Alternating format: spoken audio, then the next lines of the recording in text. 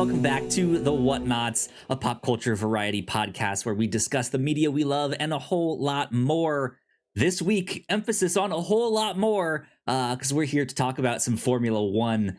My name is Kyle Springer, and I am joined, as always, by Mellissa Wilkinson. Mellissa, how's it going? It's good. I went to New York City for the first time this week. Wow. I'd love to tell you about it, but our emphasis will truly be on Formula One. That's exciting. That's exciting. I know you were off on like a work trip this past week. Did you get much time to explore at least, or was every... No, just small bit?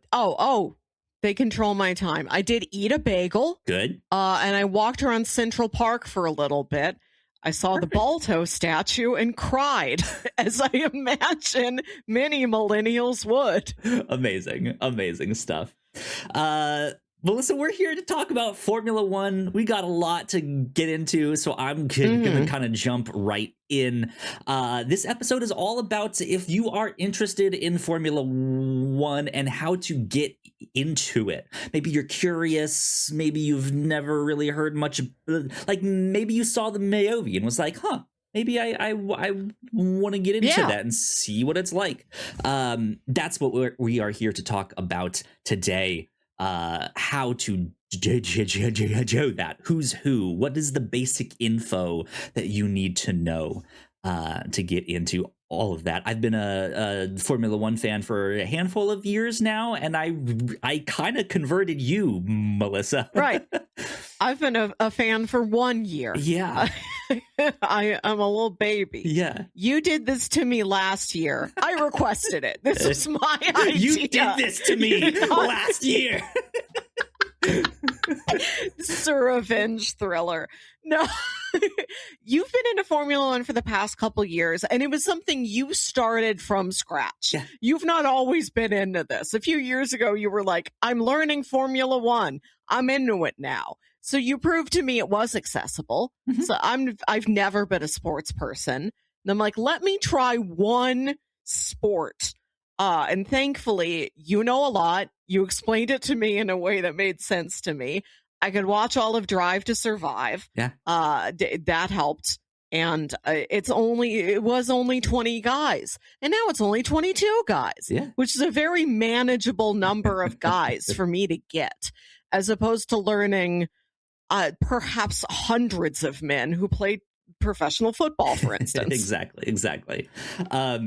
You of course we talk a lot about movies and TV shows here on our podcast, and so you were interested in the Formula One movie just as a cinema fan, and you were like, Kyle, teach me Formula One so that going in I kind of know some of the in jokes, the like what's happening, right, all of that stuff, or when someone is on screen I can be like, oh, it's Gunther Steiner, there he is. Right. So that's what I did, and I had a big old presentation, and we had a blast. And you know what, we're gonna do it every year. I think that's a lot of fun. This has been great. So I think we're like every year around this time, like right before or right as the actual F1 season is starting, we will have some like updated version of this is how you get into Formula One, and where to start and all of that good stuff. Yeah. As for me, a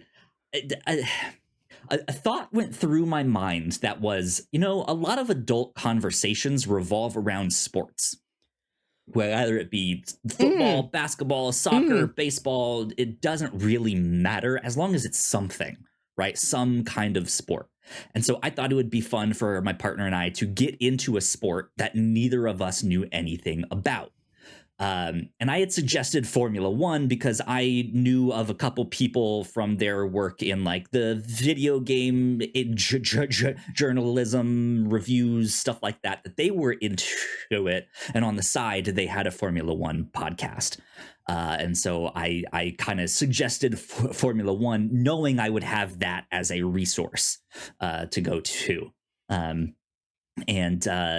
It was all kind of downhill from there. Started to get into Drive to Survive and stuff like that.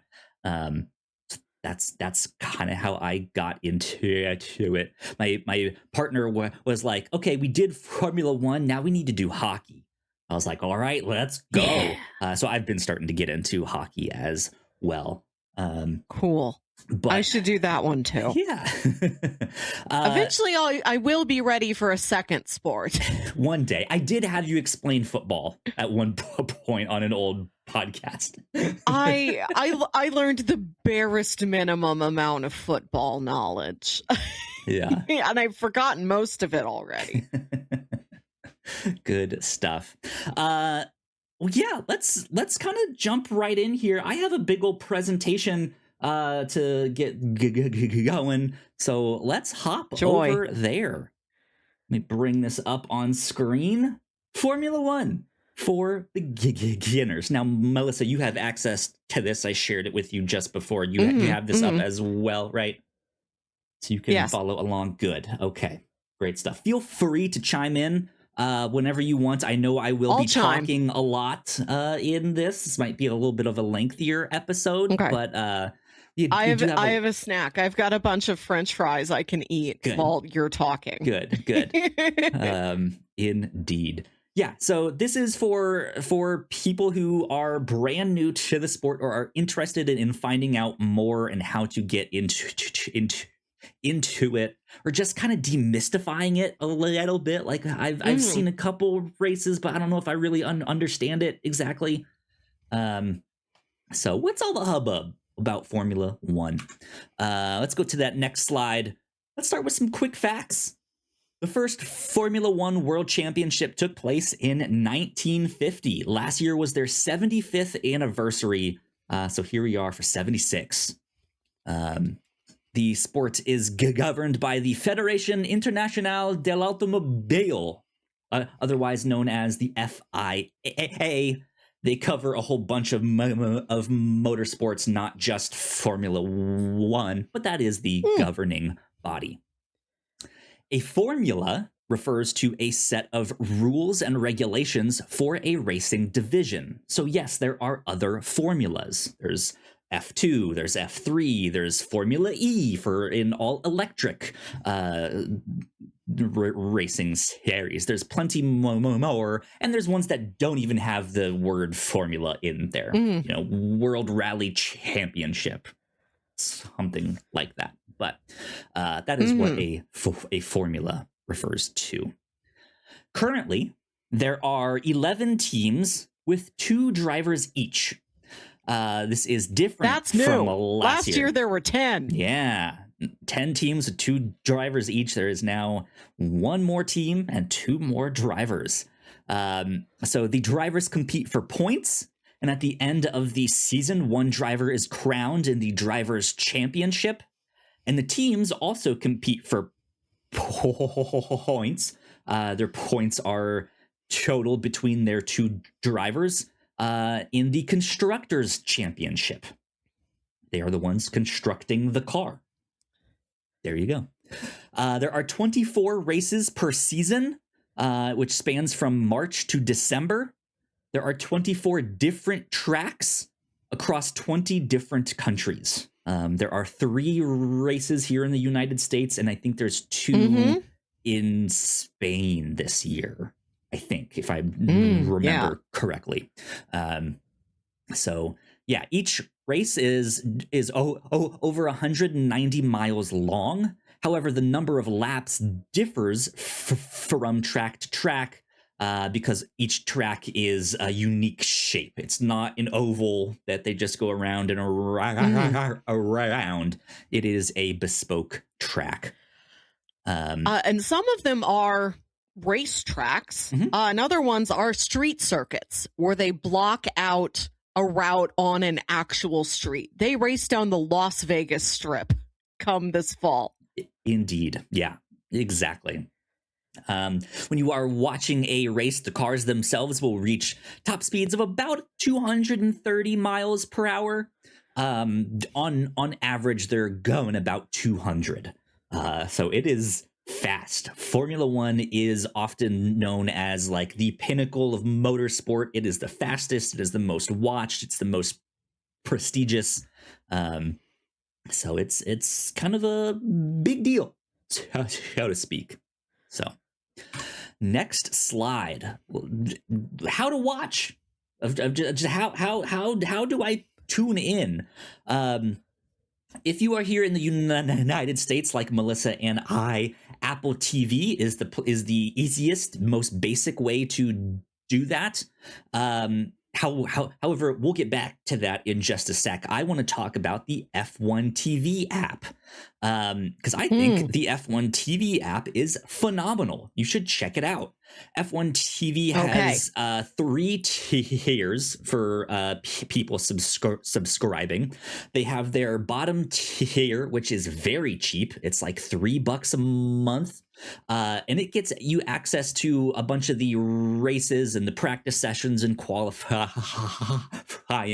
but delayed. So it's a handful of days after they occur. So if you're interested and you just kind of want to dip your toes in for a little bit, the F1 TV's app, like bottom rung tier, might be the way to go, just to like check it out for a month. They do have a middle tier. However, if you are here in the United States, that tier is not available to you in favor of the Apple TV subscription.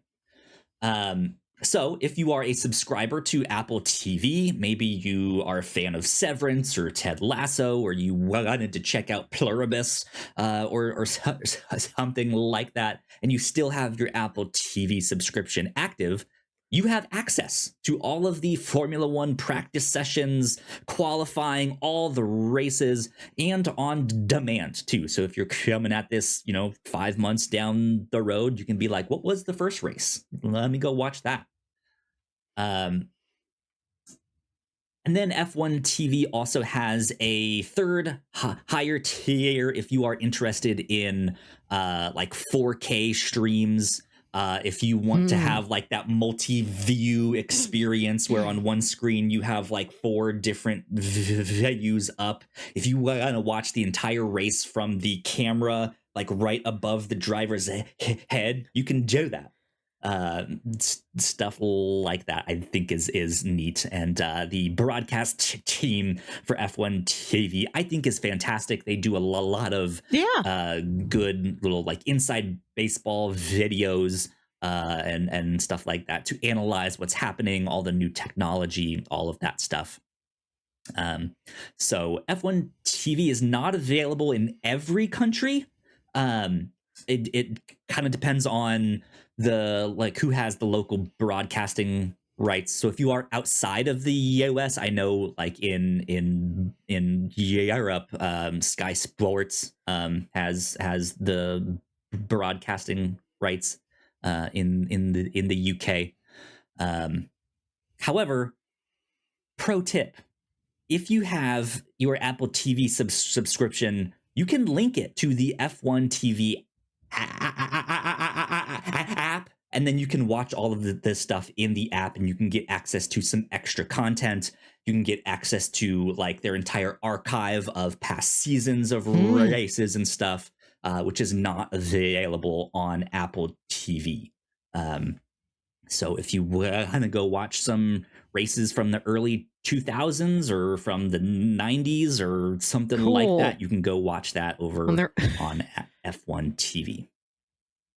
When they're all covered in cigarette ads. Yeah. Take me back to the cigarette times. Exactly. Good stuff. And then last but not least, their YouTube channel, the Formula One YouTube channel, is actually pretty neat. They post a lot. I watch a lot of it, of the highlights of all the races and qualifying sessions. They post some analysis videos and like, let's get the drivers to say which driver they think is most likely to do X, Y, and Z, right? They have just like fun, normal YouTube video stuff. Which is also good fun.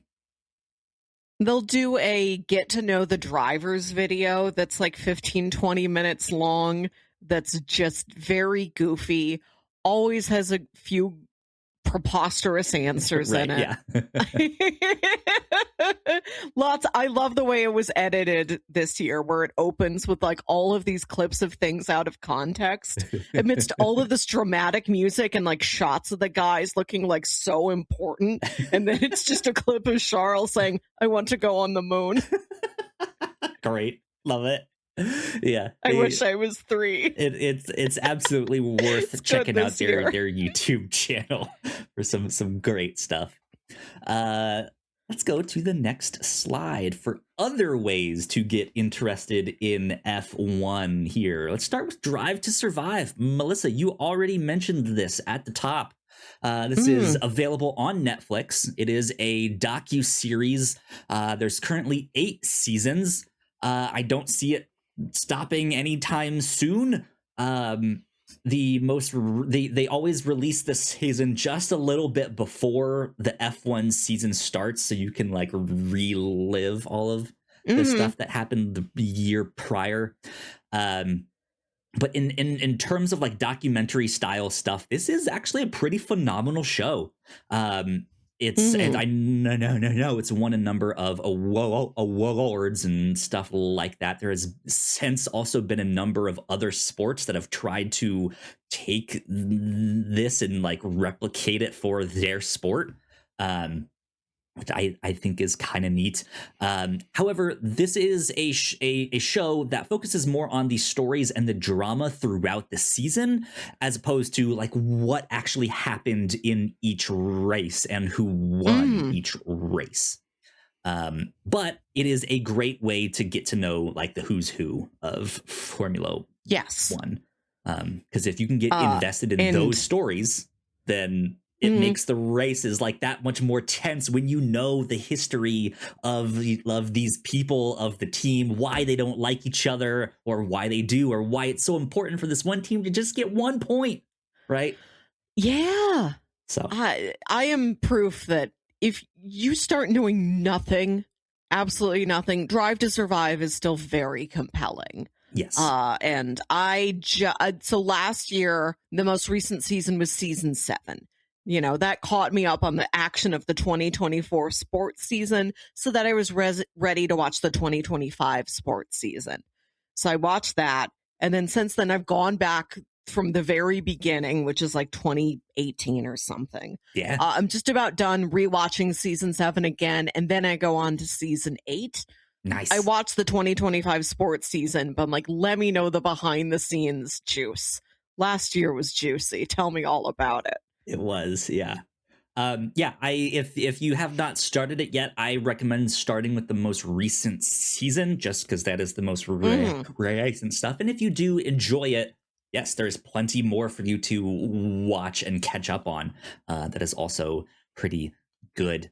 We've also already mentioned the Formula One movie, which is available on Apple TV since they helped produce it. I had a good fun time with that one. It is a popcorn flick of a sports movie. It does kind of bend the rules a little bit of Formula One, of what's, good sportsmanship or what's legally allowed in the sport and stuff like that. But hey, it's a fun movie, It is. Yeah, so it should get you more hype than anything else. There are also tons of documentaries out there that you can find. I recommend Brawn GP, which is on Disney Plus and Hulu. This is about the Brawn team and their rise to success. But I recommend it also because it's hosted by Keanu Reeves. So go check it out. And he's having a blast on that documentary. There is also a documentary called Senna, which is all about the like Michael Jordan of the sport, if you will, Ayrton Senna. There's a pretty good documentary out there. It was on Netflix at one point. It's not anymore. I don't know where you can find it exactly, but it is out there. There is also a mini series available on Netflix by the same name, simply just called Senna. That is a dramatization of Ayrton Senna's life, career, and death in Formula One. that it I thought was pretty decent. You know, it's not gonna knock your socks off, but it's a interesting look to see and learn a little bit more about his life. And then last but not least, of course, there is 1,000,001 podcasts out there that are all about Formula One. The first one I'll mention here is F1 Nation. They are an official podcast of Formula One. They do pre and post race analysis. And for this year, they're having one of their other official F1 podcasts, which is Formula One Explains, which is actually the one I wanted to recommend. They have their own. Gotcha. They have their own separate podcast feed. They did. So you can look up F1 Explains and you'll find its own podcast feed. But like the most recent episode is like, hey, we're now over on the F1 Nation feed. So that back catalog is still available. However, you can now find F1 Explains within the F1 Nation podcast. And F1 Explains. I love a podcast with a convoluted release strategy. Amazing. Yeah. Especially since we have been one of those. One of those is us. Yeah. Most podcasts, you have to give a disclaimer of exactly where and how you get it and what feed you're in and when you jump feeds. Yeah. But it is F1 Explains is a great show if you just have questions of like, what do the engineers do in the off season? What is an F1 driver's diet like? How does the new engines work? Any question, big or small, they have tried to tackle it in some way, shape, or form. I listened to it a lot for like the first like year and a half to 2 years. Helped a ton. So recommend checking that one out. If you're more into interviews, there is also another official Formula One podcast called Beyond the Grid. And this is just an interview show with drivers and team principals and just big important people in the history of the sport, talking about their times or what's made them so special or how things have changed, which can add some insight to all of that stuff. When Alpine fired their last team principal, the team principal was on the podcast like the week before talking about how he's like, yeah, I feel totally safe here, like we have a strategy, all of this stuff. It was great. It was hilarious. But like there's all kinds of fun stuff that you can find out there. My personal favorite, the one I listened to and the one that I knew that I could listen to as a resource getting in, is called Shift F1. I love their show. They also do the pre and post race analysis. So like every week they have an episode out. And they are a blast. They are a riot, but they also do something very similar to what we are doing here. They do a preseason primer that gets into the who's who of the sport, what you need to know, all of that good stuff. I will say they will probably get into a little more detail than what I'm getting into here today. Oh, yes. So if you enjoyed what we do here, go check them out and go check out their most recent preseason primer, which is episode 338. And that will go into a little bit more depth than what we will for today. So yeah, one more place. Oh man, it's so bright. I made it white, and now I'm all like washed out on screen. It's wonderful. You did this to yourself. You're the graphic designer who's like, plain white background, please. My job here is done. Yeah. One more thing that I would like to shout out is F1 Academy. This is yet another way to help get into Formula One, in my opinion. Formula One is technically open to women as drivers. But it has historically been a bit of a boys' club. So F1 Academy is designed to foster up the next generation of female talent in motorsport. F1 Academy, the ages range from 16 to 25. They hold 7 race weekends that will match up with the F1 calendar, so they will both be in the same location at these times. F1 teams will sponsor one of the drivers, and if the driver is not sponsored by a team, there are other companies that step in to sponsor them, like Charlotte Tilbury. I think Lego is one of the ones sponsoring this year, which is neat. Yeah. All capitals, Kyle. Thank you. Lego. Thank you. Lego. No exclamation point, but all caps. Yeah. Thank you. All capitals. Gatorade, Puma, etc., etc. There's other companies that come in. So in a F1 Academy race weekend, there are actually 2 races per weekend, and they are 13 laps each. So it is a much shorter, truncated race. So if you are kind of hesitant to watch a big, long 2-hour race, you can watch one of these in like half an hour, 40 minutes, right? And you'll get an idea of what a Formula One race might be like. The cars that they race are not, in fact, Formula One cars. They are the equivalent of F4 cars. So they're a little bit smaller. They don't go as fast. I think their top speeds are around like 150, 160. So they are still going quite fast.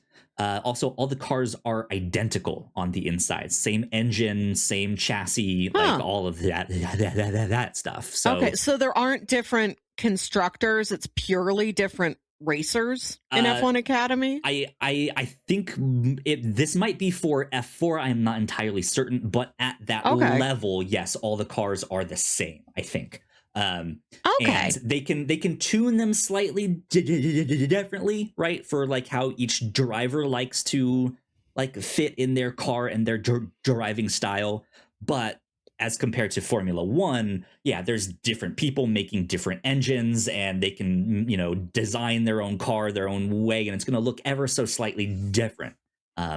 So when you see someone in F1 Academy like picking up speed and overtaking someone, that is pure skill. Like, that is not them like because we built a better car, like we are, we are faster or stuff like that. It's just like they know their racing lines. The other person made a mistake.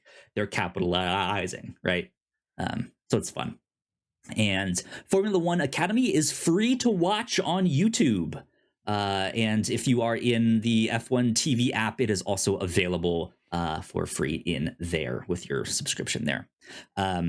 If you liked Drive to Survive, or if that sounds interesting to you, there is a similar docu-series for F1 Academy available on Netflix called F1 The Academy. Season 2 should be coming soon. I don't think I've heard an official announcement, but as I was looking it up, I did see people on Reddit being like, yes, I was at the race last year. They were there filming, so something should be coming. So we shall see. There you go. Up next, let's start getting into the who's who of the sport. So for 2026, we mentioned there is a brand new team on the grid. That is Cadillac. And there are now 2 more drivers on the grid. This is just a big overview of them all. If you are watching the video version of this, you can see this on screen. If you're listening to this as a podcast, you totally can. That is absolutely fine. But we do have a big presentation that we are scrolling through with this. Kyle, a professional graphic designer, lovingly made me a PowerPoint. He made the world a PowerPoint, and it gives me real joy. Yeah, indeed. So let's get into who's who. We will start with who won the championship last year. Let's start with McLaren. They are a British team. Their first F1 race was in the 1966 Monaco Grand Prix.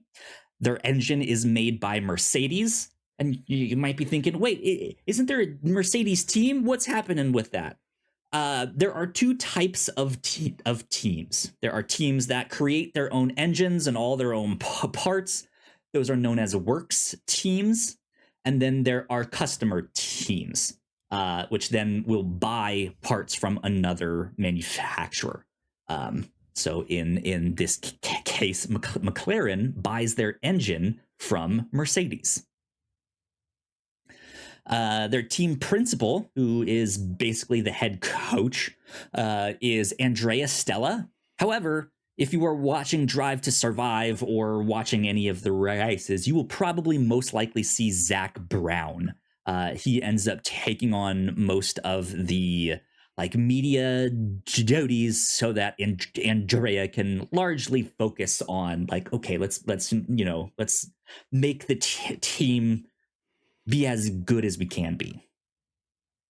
They are back-to-back defending Constructors champions, and they have won the Constructors championship a total of 10 times. Their drivers are Oscar Piastri, a 24-year-old Australian driver in his 4th year in Formula One, and Lando Norris, a 26-year-old British driver in his 8th year in Formula One, and he is also the defending champion this year. Yes. And he won last year. Last year was McLaren won the Constructors Championship handily. 2/3 of the way through the season, it's mathematically impossible for anyone to catch up to McLaren because Oscar and Lando are that good at it. But the Drivers' Championship was a constant back and forth between Lando and Oscar and Max. Yeah. And then Lando won by 3 points? Something at the very that. End? Yeah. It came down an absolute to the wire. Squeaker. It was great. Yes, within the final laps, we still did not know. And for this to be the first season I was ever watching, that was a thrilling finale. I had a wonderful time. Okay. Good indeed. You can easily tell McLaren's car because their livery is orange and black, or as they like to say, papaya and black. And this is what their car looks like on the next slide for this next year. Okay. This is the 2026 McLaren car. Are these real cars in a real room? Yes. Or are they just in a digital abstract space? It is. They do big, we're unveiling our car at the start of the year in end of January into February to see what all the cars look like. And so these are some of the promotional photos from all of that stuff. So yes, these are the actual cars in some kind of studio room that they set up to do all of this stuff. That's why it looks all cool and fancy, right? But yeah, that is what their car looks like. Next slide. Here is Mercedes. They are a German team based in England. Their first F1 race was the 1954 French Grand Prix. They, of course, run their own engine. Their team principal is Toto Wolff, who sounds a lot like Arnold Schwarzenegger. I like him a lot. He's fantastic. There's a new reaction meme from the race that happened where he looks in the camera and smirks. It's great. I love it. Toto is also one of the producers of that Formula One movie with Brad Pitt. Correct. Yeah. Him and driver Lewis Hamilton are co-producers on that. We'll get to Lewis. Mm-hmm. His wife Susie Wolff is also was a driver in her career. I think she has a new biography coming out in a month or two that I'm super excited about. And she is also in charge of Formula One Academy and launching all of that stuff. So there you go. Mercedes are 8 times Constructors champions. And their drivers are George Russell. He's 28 years old. He's a British driver in his 8th year in Formula One. And he is also the director of the Grand Prix Drivers Association. Not really a union per se, I don't think, but that kind of organization. He's class president. Yeah. Indeed. And then their second driver is Andrea Kimi Antonelli. He's 19 years old. He's an Italian driver in his 2nd year in Formula One. And very recently, he got to run the Olympic torch for the Winter Games this year in his country. So good for him. Good for him. Their car is black with silver and teal. And you can see that on the next slide here. This is what their car looks like. Good fun. Good fun. Up next, we got Red Bull Racing. Yes, that Red Bull. The Red Bull that gives you wings. They are an Austrian team based in England. Yes, you were about to say something. These photos are so funny to me. These keep getting funnier. We've got Lando and Oscar who are not looking at each other or in the same direction. We've got George and Kimmy who look like they're modeling like the sportswear at Kohl's. You're not wrong about that. That's where these the ones for Mercedes come from. It's like, we just released our new merch line. Here it is. It's an absolute catalog model pose. Yeah. And then these are normal poses, but it's like giant Max. Isaac is like 2/3 the size of Max. We cannot allow Isaac to be the same size as Max. Most of the TV program Drive to Survive is watching them get their pictures taken. Right, yeah.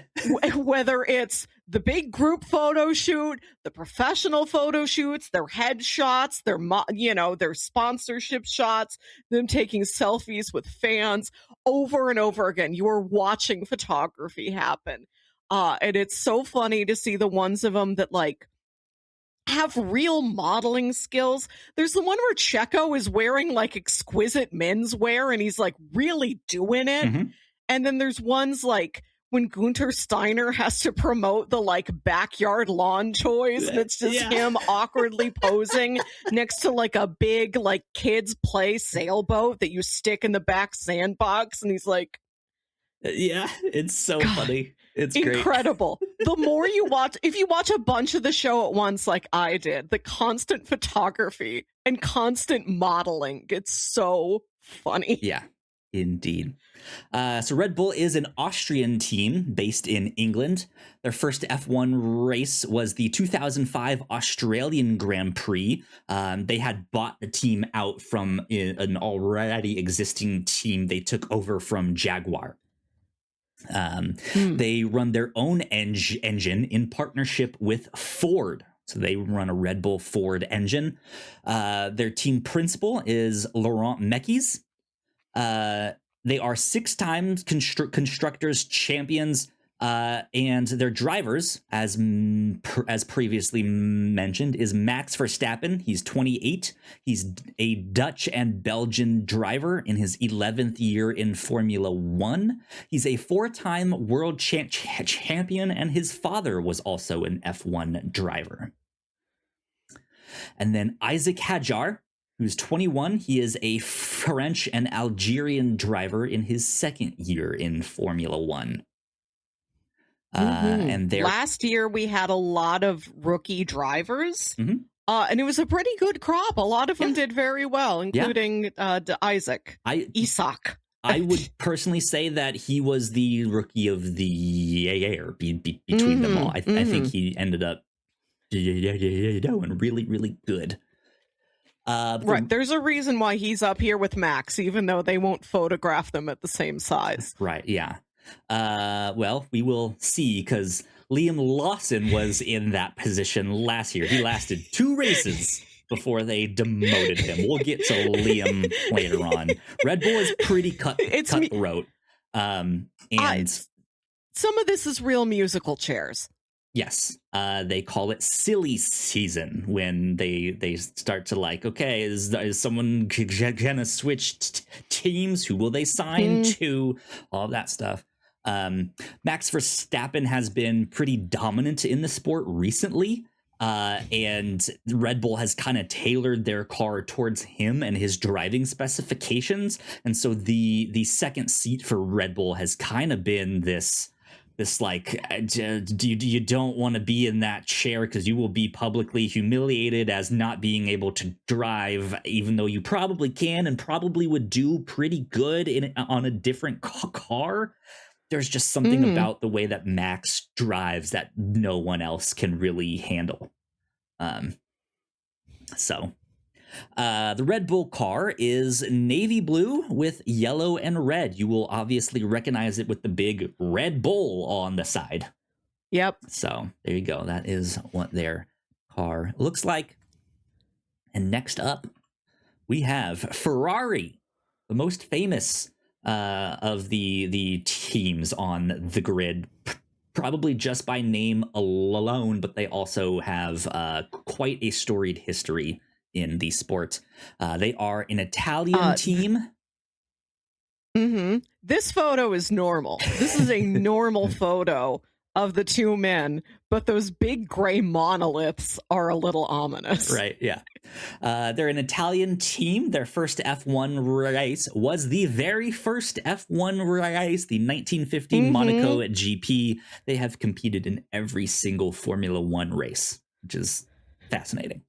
They run their own engine, and their team principal is Fred Vasseur, who I like a lot. I think he has a great sense of humor. He's this really stern looking man, though. He always looks like he's mad or like scowling, but then he'll like do something really silly. It's hilarious. He looks like a Napoleon from a movie. Sure. From like an old comedy movie. Sure. He might as well have been in Bill and Ted. Ferrari are 16 times constructors champions, and their drivers are Charles Leclerc. He's 28 years old. Is from Monaco. He's in his 9th year in Formula One. And you guys probably saw him recently in that 30th anniversary Pokemon commercial that also ran during the Olympics. During the Super Bowl. That premiered in the Super Bowl. Highlighted the Super Bowl for me. Next, number 1, Bad Bunny. Number 2, seeing Charles Leclerc talk about how much he loves Arcanine. Amazing. Yeah, love it. Their other driver is Lewis Hamilton. He is 41 years old. Yes. Lewis Hamilton. Yes, Sir Lewis Hamilton. He is a British driver in his 20th year in Formula One. He is a 7-time world champion, which is tied for the most. He also holds the records for the most wins, the most pole positions, and the most podium finishes. Lewis Hamilton is the GOAT. Yes. He used to be on Mercedes. Last year, he switched after years and years to try Ferrari. Him and Toto were producing partners on behalf of Mercedes on the F1 movie. Indeed. And shout out to his dog, Roscoe. Rest in peace. His dog was the big bulldog that, if you've seen the F1 movie, was the bulldog walking around in the paddock. Was also named in the credits of that movie. Like, special thanks to He's Roscoe. in the movie more than most drivers. Yeah. Roscoe gets the heftiest cameo. Unfortunately, Roscoe passed away, I think, like end of last year. So, yeah, that was rough. So, yeah, that is Ferrari. Of course, their car is Ferrari red with some white in it there. So there you go. Next up, we have Williams. They are also a British team. Their first Formula One race was the 1977 Spanish Grand Prix. They run a Mercedes engine. Their team principal is James Vowles. and they are 9 times constructors champions. Their drivers are Alex Albon, 29. He is a Thai and British driver in his 8th year in Formula One. And both him and James Vowles just seem like the nicest people ever. Yes. Like, yes. I would love to be friends with them because they just seem so nice. This is the team you want to hang out with, Williams. Yeah. Alex Albon hosts a podcast called Team Torque that I think is also available on YouTube now or something. So if you want to hear some more like F1 insider stuff, go listen to Team Torque. Their other driver is Carlos Sainz. He is 31 years old. He's a Spanish driver in his 12th year in F1. And his father, Carlos Sainz Sr., is also a very well-known rally driver. Mm-hmm. The Williams... Photo check-in. Yeah. Most normal to date. This normal photo, just like in front of a blue gradient background. Yeah. I have no jokes. Yeah. Their car is basically all blue. There's 2 different shades of blue and a little bit of white there. You can also always tell which one is their car because of their Duracell sponsorship, which I think is just absolutely brilliant because it's on this like I don't even know what that part is exactly, but it's shaped like a battery, and when you look at it from the side, it's just perfect, brilliant sponsorship there. I like that it looks like they're powered by one big battery, like it's the end of Toy Story. Yeah, absolutely. Good stuff. Next up is Racing Bulls. This is technically an Italian team, even though they are owned and operated by Red Bull. This is often Red Bull's like sister team, development team. They bring up younger drivers on this team to then eventually, hopefully, promote up to the main team. However, the Red Bull driver development program has a lot of drivers that are still on the grid now, some not, that were a part of the Red Bull driver program, or was promoted up to the second Red Bull seat to be alongside Max, and did not last long. So rough time there. Yeah. I will say with this team also being owned and operated by Red Bull, there is only so much info that these two teams are allowed to share, or any team in general, especially if you're buying parts from another team, just because you have the same engine or are owned and operated by the same company doesn't mean you're going to be, up there in the top of the grid. Racing Bull's first F1 race was the 2006 Bahrain Grand Prix. They also run the Red Bull Ford engine. Their team principal is Alan Permain. Their drivers this year are Liam Lawson, who was at Red Bull last year for the first 2 races and then unfortunately got demoted.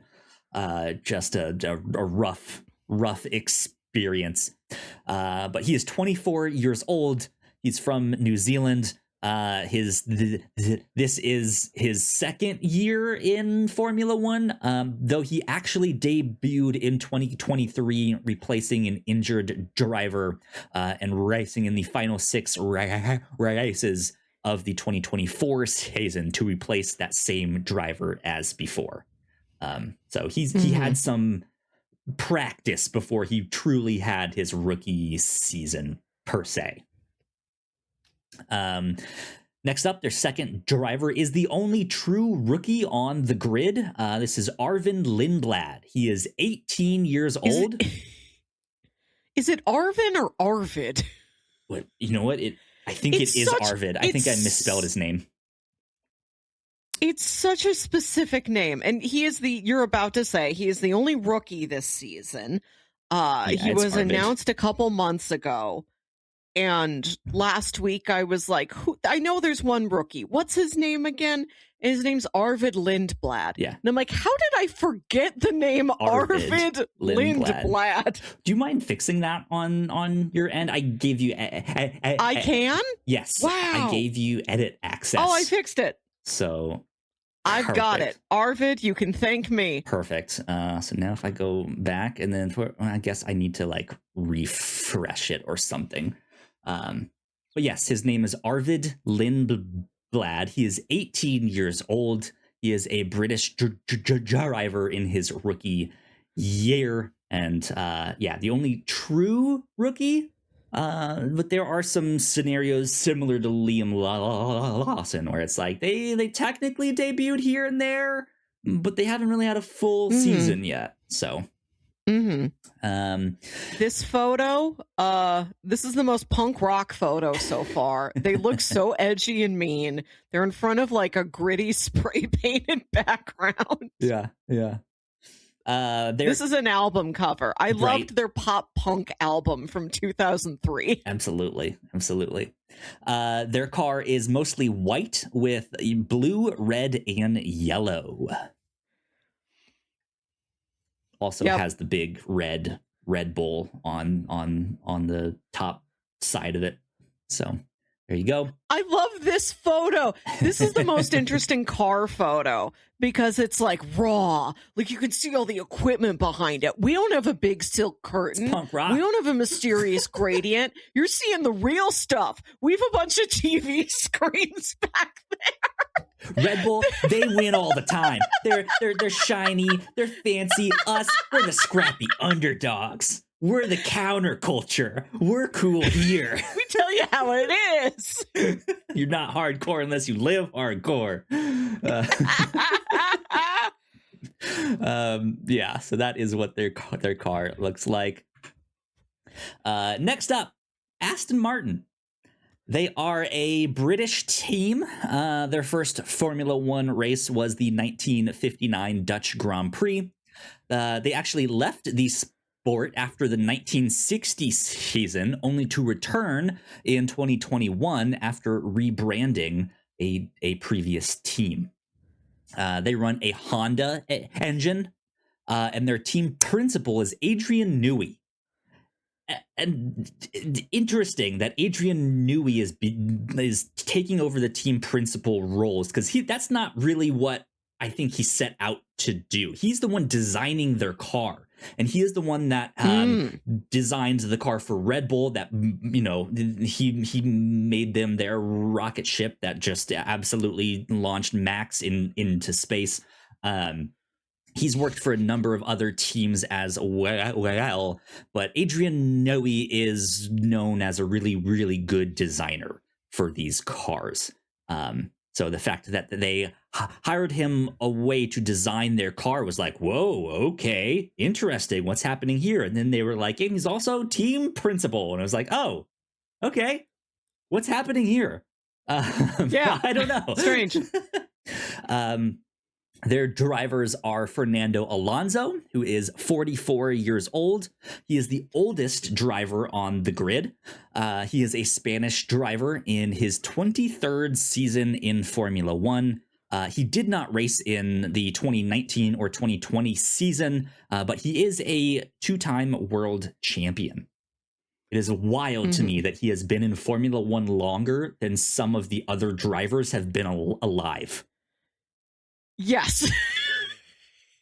It's very funny. Wild to me.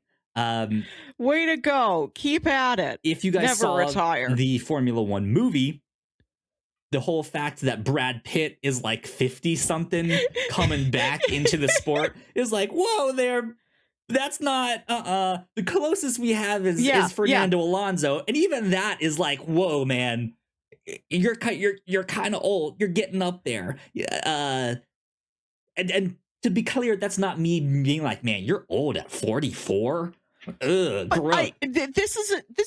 this is a sport It's of a- reflexes. It Yes. just benefits like being a young man's brain that can have faster synapses. That's all. Exactly. But he's been in this sport for so long. He has a wealth of knowledge. So he seems to be kept around for his insight or something. But here he is. Lance Stroll is age 27. He is a Canadian driver in his 10th year in Formula One. His father, Lawrence Stroll, is the one that owns the team.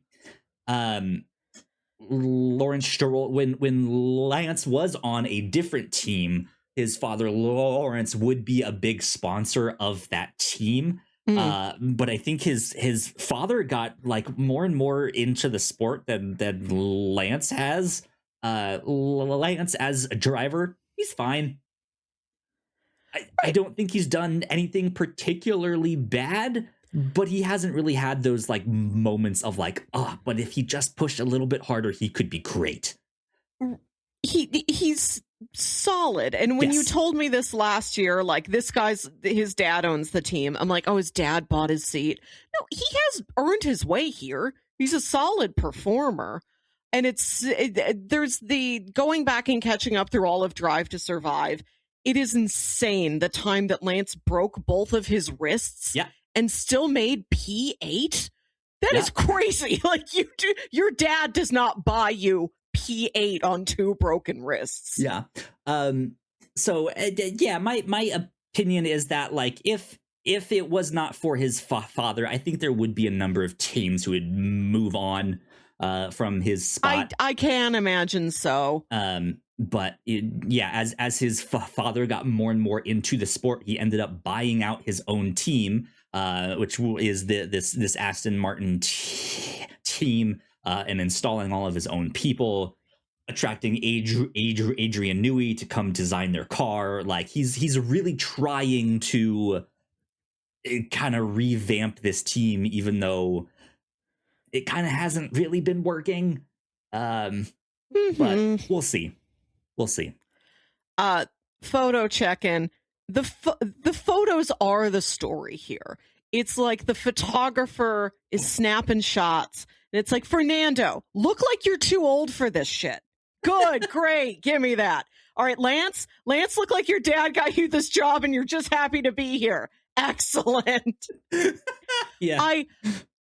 I do appreciate how, like, Lance always has a smile on his face. Like, he doesn't seem, like, pretentious or arrogant. He seems like just the most, like, bland guy. Just, like, pleasantly bland guy. Sure.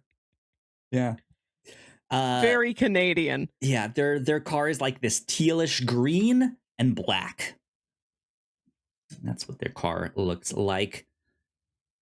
Cool. And next up, we have Haas.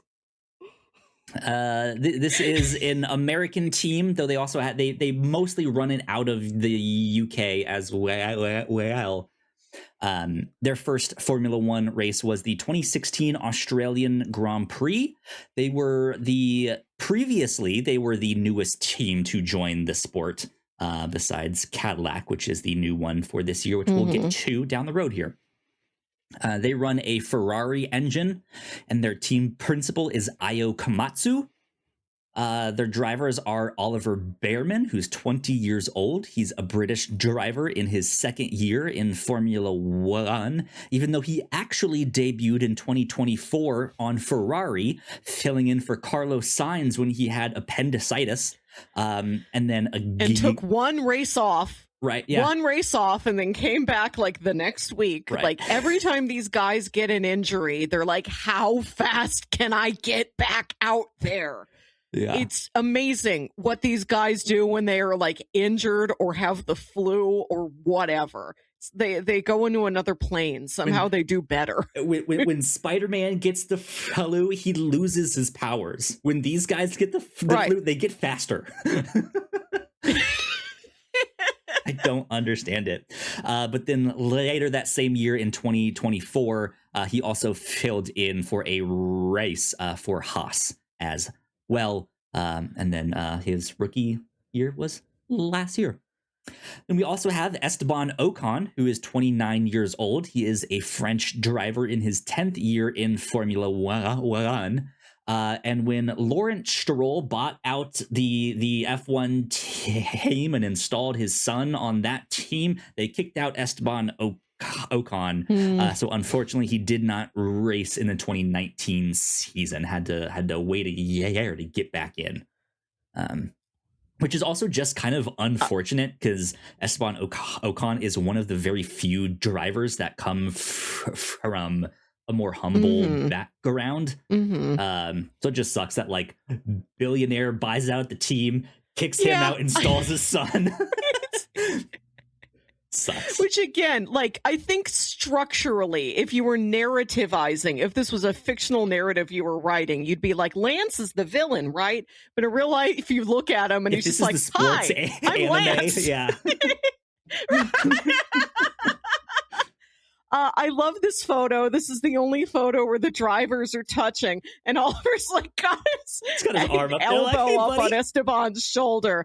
This is so much like two cousins at a Christmas party, and their aunt's like, take a photo together, click, and then they have to like come up with a pose real fast. Yep, true. I've been in this photo a lot of times. True. Their livery is white with black and red. So cool looking car there. Next up, we got Audi. This is a German team. Last year, this was the Sauber team. It was Kick Sauber. They bought the team out from Sauber and rebranded it to Audi. They have never competed in a Grand Prix. However, their predecessor company, Auto Union, did Grand Prix racing prior to World War II and F1's inception. I think Mercedes is in the same boat as that too. They were one of like partly funded by Nazi money, stuff like that, something like that. I'm not sure. They are running their own engine, an Audi engine. Their team principal is Jonathan Wheatley. Their drivers, I love Nico Hulkenberg's face in this. It makes me laugh. I don't know why. It's great. He looks concerned. He looks perplexed to be here. Yeah. Amazing. I am still here. Yeah. Wow. I made it. Nico Hulkenberg, he is 38. He is a German driver in his 15th year in Formula One. And he got his very first podium last year. And I was so excited. It was incredible. It was amazing. I don't even care who won. I was so excited for him. I don't remember who won. Nobody remembers who won. We just remember that Nico was third. It was the first time he's ever been on the podium in like 239 races. Yeah. That was the best thing that happened last year. Yeah. This is why I love this. This is why I wanted to watch a sport. Is that I crave miracles. Yep. And sports give you miracles. And this is one of them. There you go. Their other driver is Gabriel Bortoleto. He is 21. He is a Brazilian driver in his second year in Formula One. You have not even a wisp of a fun fact about Gabriel Bortoleto. Not really. I don't know much about him, to be honest. Me either. Wish I did. Yeah, Maybe I'll learn. Him, you know? This is a pretty normal photo. It's funny that their jumpsuits look like it's a separate shirt and pants, and none of the other jumpsuits look like that. Right, yeah. Oh, good stuff. Their car is silver with red and black. On screen, it ends up coming across more as gray than like a shiny or metallic silver, but the red that's on there is like a neon red. It's kind of neat. So there you go. Up next, we got Alpine. For us American viewers, it is spelled like Alpine, but it is a French team, thus Alpine. Their first Formula One race was the 1977 British Grand Prix. They run a Mercedes engine, and their team principal is Flavio Briatore, who is pretty infamous in the sport. I am also fairly new to finding out who exactly Flavio is. He has previously been banned from the sport. So how they allowed him to come back, I don't understand all of the details with that. He was banned for what has become known as Crash Gate, in which he instructed one of his drivers to crash into a driver of another team to help his other driver do better in the race, which is very dangerous. Should not do at all. But I guess if you've seen the F1 movie like that's kind of what they do, and then that stuff of like how like what tricks can I do to help my other driver tricks. It's funny that you bring up tricks, because looking at this photo, it's like Pierre is plotting something. He's clapping like great trick, loved it. Yay magic. There is like smoke in the background.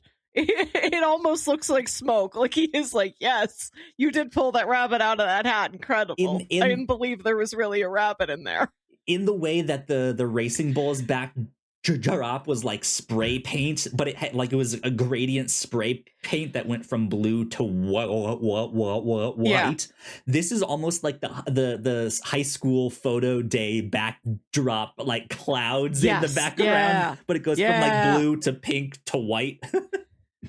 They are 3 times constructors champions. However, never as Alpine. It was always under previous names that the team has had.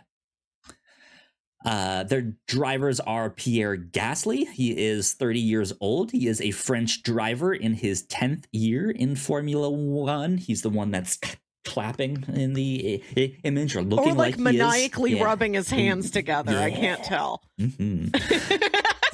Franco Colapinto is their other driver. He is 22 years old. He's from Argentina. This is one where I have it in quote marks that he's in his rookie season, because he technically debuted in 2024 for Williams, replacing another driver for 9 races. And then he replaced another driver here at Alpine for most of the season last year.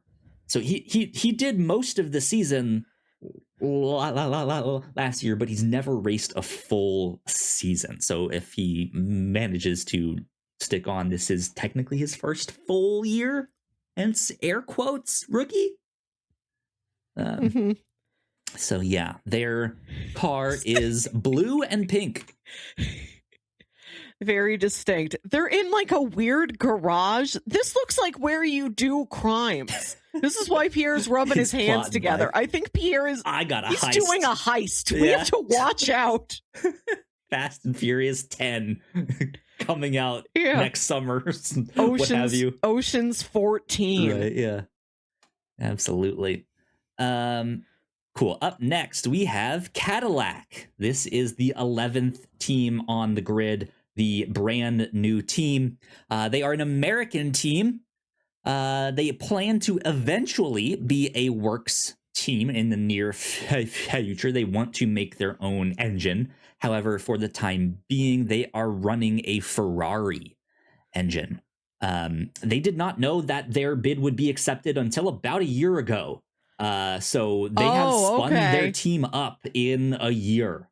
So wow. Yeah, they hit the ground running.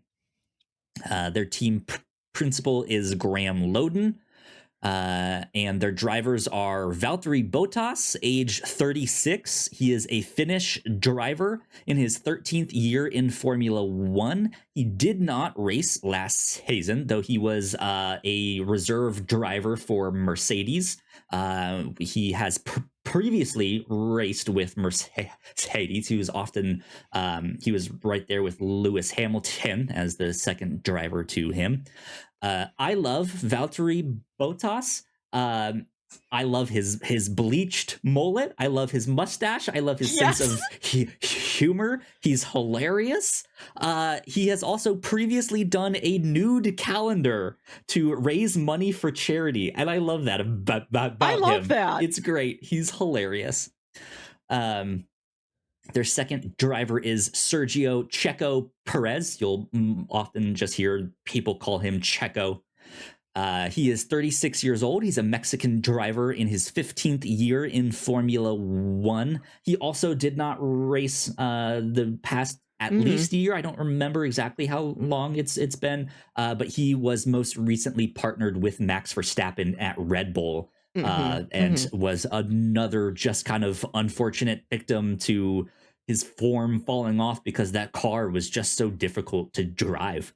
And everyone being like, well, I guess that means he's not good. And it's like, well, maybe not. It might just be the car. It might be Max, you know?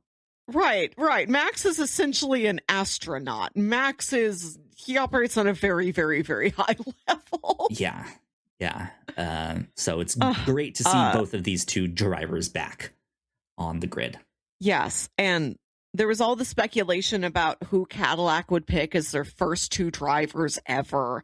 Are they going to be splashy? Are they going to get some new powerhouse rookie? Are they going to be the first team to attempt to have a woman? And they went with these two, like, steady, experienced hands. Yeah. They're like, it's not anybody.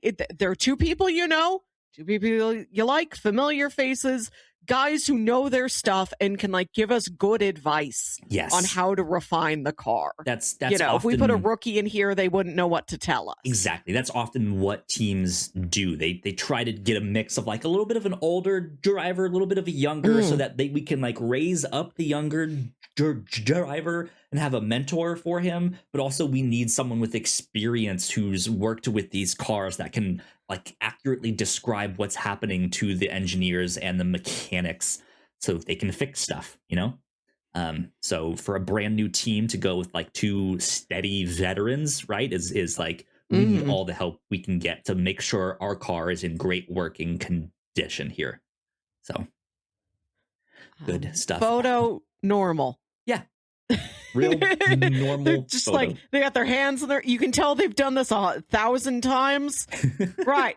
Hands on the hips. They are doing the mermaid man and barnacle boy pose. Great. Love it. The Cadillac livery is black and white, and they're actually kind of doing something interesting. Depending on which side of the car you look at, it's either more white or more black. It's like reversed, like split down the middle. It's interesting. So good on them. They took these cars outside. They're in the desert at dusk. Yeah, indeed. Before we go to the next slide, I'm actually going to bring us back up on screen. I think this is the perfect time for us to, let's take a break for some housekeeping. And then when we come back, we'll talk about like what actually happens in a race weekend, the point system, how it works, tires, stuff like that. And then at the end, I do have a section about like what is new this year, what is interesting about this year. Very important. That stuff will be a little bit more technical than we've gotten here. So just a heads up with all of that. But yeah, let's take a quick break for some housekeeping. We've been making podcasts and exploring the universe for the past decades here at the Whatnauts, but to keep doing that, we need your help. If you've enjoyed this show, please consider supporting us by going to our website, thewhatnauts.com, and signing up for a free 7-day trial of our Patreon, or gifting a subscription to someone you think may enjoy our shows. A subscription gets you access to episodes early and over 40 hours of exclusive content, including the most recent episodes of our Patreon first podcast, The Pilots Club. If you don't want another subscription, no problem. There's even an option to buy the Pilots Club collection as a one-time purchase, which gets you access to the newest episodes of the Pilots Club as we record them without the monthly subscription.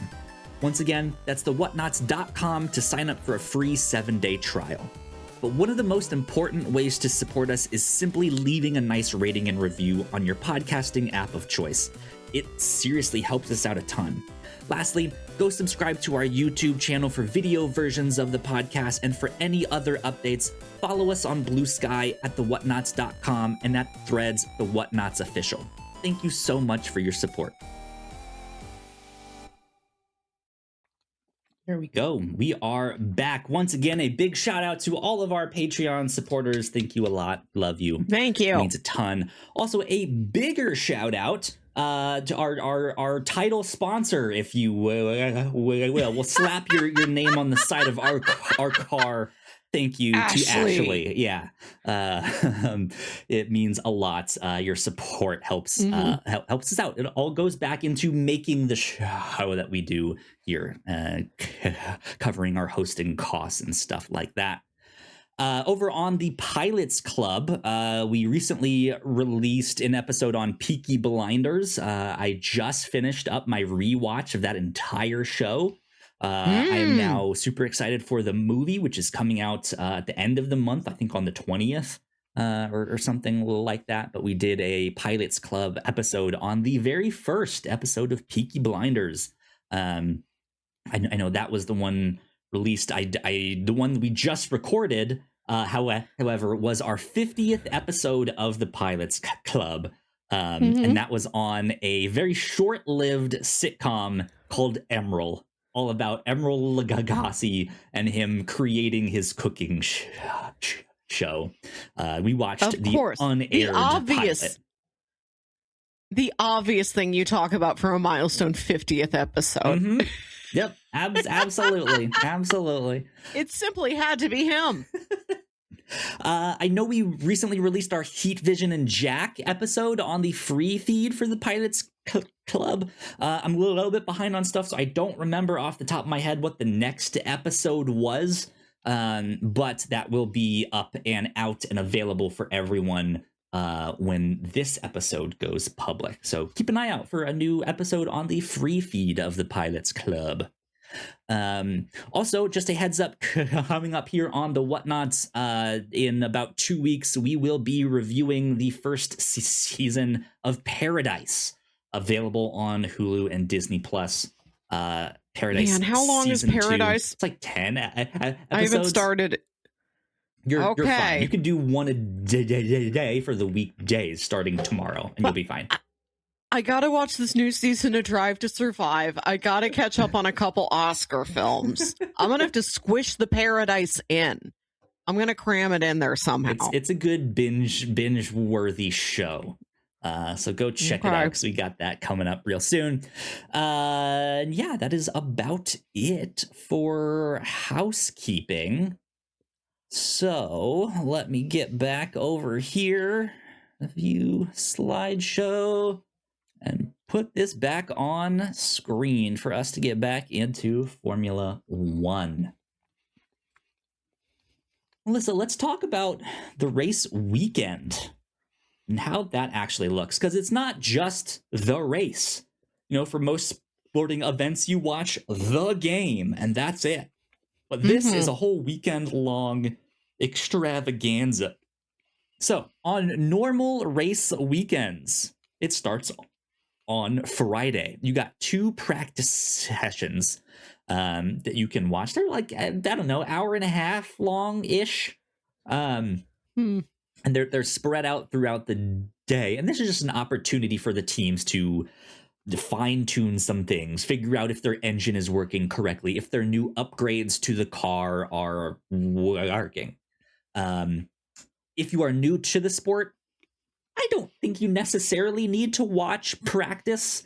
I've never watched a practice. Yeah, I don't really watch it either. I watched the first 2 from Australia for the start of this season, just because I was excited for cars to be back on track. Yeah. It's good for if you need something on in the background, like while you work or something, because you got the hum of the engine, and then you got the announcers just kind of shooting the shit, right? Just kind of talking and just kind of almost in podcast mode, where they're just going and needing to fill time. Yeah. Right. I like this. I like the commentators. I don't know if I've ever seen them, and I don't know what their names are, but I like them. On Saturday, there is a third practice session, and then they have qualifying. The way qualifying works, there are 3 rounds in qualifying 1, or Q1 as it's often called. Teams, there's 18 minutes, and teams take that amount of time to do their fastest lap, and the slowest 6 get eliminated. It used to be the slowest like 5, because we had an even 20, but now it's the slowest 6. And it's not so much that they get eliminated and they can't be in the race. It's just that those positions are locked in, as that is where they will start the race. So if in Q1 you are the slowest, you are P22, that is where you will start the race. And so on and so forth. So after Q1, they go to Q2, which is the exact same thing, except it's only 15 minutes long. The slowest 6 are eliminated. Those positions are locked in. And that leaves us with the top 10. So for Q3, it is 13 minutes for these 10 drivers to do their fastest lap. And however that shakes out is how the race will start. So if you get the fastest in Q3, you are in pole position. You are in first position. Now, to be clear, all of these cars are not lining up perpendicular to each other. They're like staggered. Yes. So there's one car, and then like slightly to their right and a little bit further back is P2, and then to their left and slightly like directly behind P1 is P3. All of that stuff. You'll see when you watch a race. And for some of these street circuits where they're not racing on a custom built racetrack, they're racing on actual streets, those can be much narrower. There's less space to overtake somebody. And in those cases, you really want to get as close to the front of the pack as you can. Yeah. Those are races where if you get P1 in qualifying, you're much, much more likely to actually win the whole thing. Absolutely. Yeah. So after qualifying and they figured out who will start in what position, there is the race on Sunday. The race is about 2 hours long. There's no commercial breaks, really. I did see Apple TV putting some commercials on some of the things in there, but it didn't seem like it was during the race. I'd love to talk about this because the race this weekend, this is the opening weekend. They open in Melbourne, Australia. Because the time difference, the races are on Sunday mornings, but for here, it was like the race is at 8:50 p.m. Saturday night. Yeah. I was busy last night, so I was going to wake up and watch it first thing in the morning. And on Apple TV Plus, I click on the race and it says it's 30 minutes long. And I'm like, what do you mean it's 30 minutes long? And like everything's in there. They must have done some like subtle trimming. It's never like, oh, we just jumped from lap 10 to lap 20. I wonder if that's their 30-minute highlights. They do put out like a 30-minute highlight video. I saw a separate like highlight video I could have clicked on. And I'm like, this feels, I can tell this isn't 100% everything, but it's not super, super condensed. It's like this weird thing in the middle. And like next week, I'm going to have to watch the race live if I can and see what they actually show us. So you should have access to the full race with Apple TV. I'm wondering if what it is, because on their YouTube channel they do like 7 or 8 minute long highlights, but in the Apple or not that in the F1 TV app they do a 30-minute highlight version. So I'm wondering if you saw that instead. But I don't know the race. I swear I clicked on the thing that was the race. So if you are in Apple TV, you can go to the left side of the screen, I guess, where we are on the screen for the podcast. They have a section that is like only Formula One, similar to how like Peacock had their like Olympics section that you could go go to if you only wanted to see all of all of that stuff. So it's probably in there, but I don't know. I connected my account with the Formula One, so I actually watched it in the F1 TV app. I'm gonna have to do that. So yeah, I think you can connect it. You have to connect it through the website version, which I just did on my phone, super fast. But yeah, there you go. So, yeah, so that is what that race weekend looks like normally. However, there are 6 weekends throughout the calendar. This is a fairly recent thing. It's only been in the sport for a number of like years. It's what they call sprint weekends. And this is kind of an attempt to get people more interested throughout more of the weekend. Like we said, you don't necessarily need to watch practice on Friday. And I don't know, maybe you don't necessarily need to watch qualifying. You just kind of want to watch the race. But Formula One also wants to sell 3-day passes and not just the like, we're only here for Sunday. Right? Yep. So this is kind of an attempt to get more exciting things happening through more of the weekend. A sprint weekend. On Friday, you have a practice session, and then you have sprint qualifying. It's very similar to the regular qualifying. I think it's a little bit truncated, though, just a little bit shorter. And then on Saturday, you have a sprint race. It is a race that is 1/3 the length of the full race. And then also on Saturday, after that sprint race, is the regular qualifying. And then on Sunday is the race. So it's a little strange. If after a handful of races you've seen them, I actually would say qualifying is a very interesting thing to watch. There is some really exciting stuff. I've watched some qualifyings, yeah, in there. Sometimes you might get to the race and see someone up in P3, and you're like, "Holy smokes! How did they get up there? They're usually in like P19. What happened?" Yeah. Right? So seeing that and seeing how it happened is really neat. So qualifying is worth the watch. Maybe not right away as you're still getting used to it. Get familiar with it. Yeah.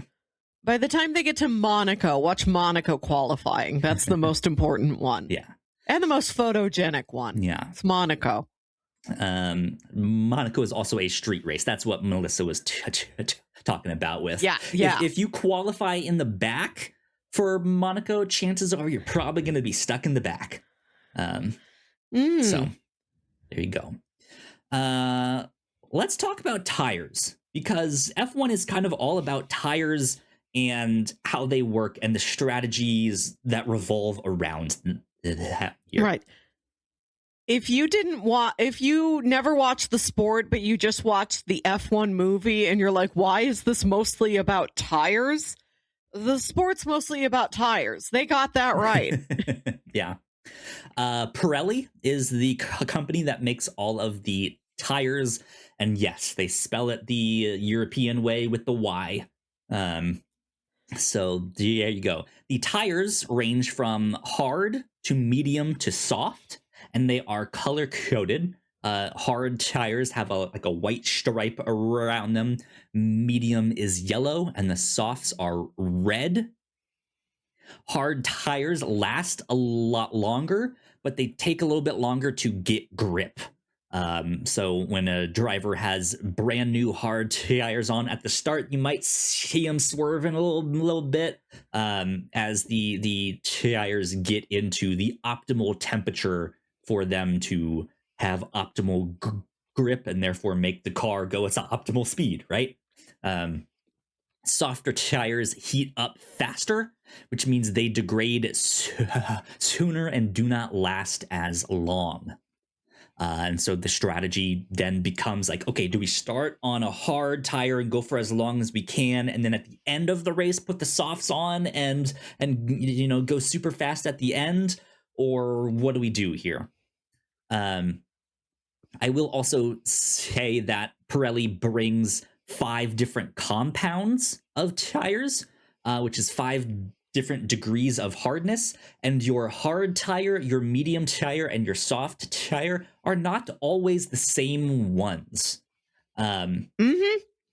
So what could have been the hard tire in one race might be the medium tire in a different race, for example. And as they race across the world, some are much hotter climates than others. Exactly. Tires wear away faster. There are 2 other types of tires called intermediates or inters, and those are green. And those are when for like it's raining a little bit, but it's not super wet, right? It's just it's just starting to rain there. And then there are full wets.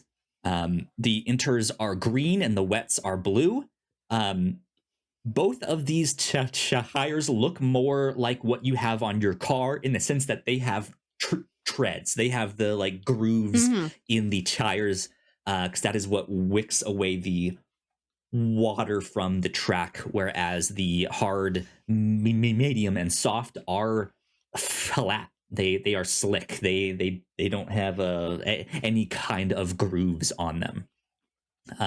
You will mostly see inters when it's raining. You might, like once in a blue moon, see the wets, but usually when it's time to bring out the wets, the weather has gotten bad enough where they might even have to like pause the race and be like, all right, red flag, like let's see if the storm will pass. And these wet tires are so good at wicking away the water, and these cars are moving so fast that when it wicks it away, it's just this big mist that hangs behind the cars. And so that's also kind of unfortunately become a bit of a problem, as the drivers behind can't see. Like it's like thick fog that they're going through. So you'll get to the list of technical upgrades for this year. One of them is we put lights on the back of the car. And I'm like, why did it take you that long to put lights on the back of the car? They have had lights on the back of their car, but they're doing different things now. It used to be like you would see the lights blink every now and then to be like, oh, the battery is recharging. But now they have ones that like are blinking when it's wet, so it's happening I'm here all the time. Don't hit me. Yeah. So yeah, those are the tires. 1 pit stop is required per race. That does not include the sprint races, though. So you are required to do 1 pit stop. You'll often see teams do 2 pit stops. It's going to really suck if they do 3. Because it takes time. Oh, no. Yeah, it takes time for them to be in the pit lane. And it means they will probably be losing places. The average pit stop is around 2.5 seconds. If you start to see like 3 seconds and above, that's where it starts to get real slow. Of like, something happens. They didn't get the wheel off in time. Something like that. If you see something closer to 2 seconds exactly, that is a really fast one. So that is the goal. Something I learned while preparing for this that the Shift F1 podcast taught me, all of the wheel guns that they have to like undo the nuts to take the tire off, they are bespoke for the team. So like the Alpine one won't work on the Ferrari car, which is fascinating. Wow. Yeah. So interesting stuff. Each team also has to run 2 different compounds of tire during a race. So when they come in for the pit stop, if they are on hards, they cannot put hards back. Well, they can put hards immediately back on, but it just means that they will then have to come in a second time to then change it to a different compound. So often you will see them go from like, oh, we started the race on medium and then we went to softs after that or something like that. So those are tires.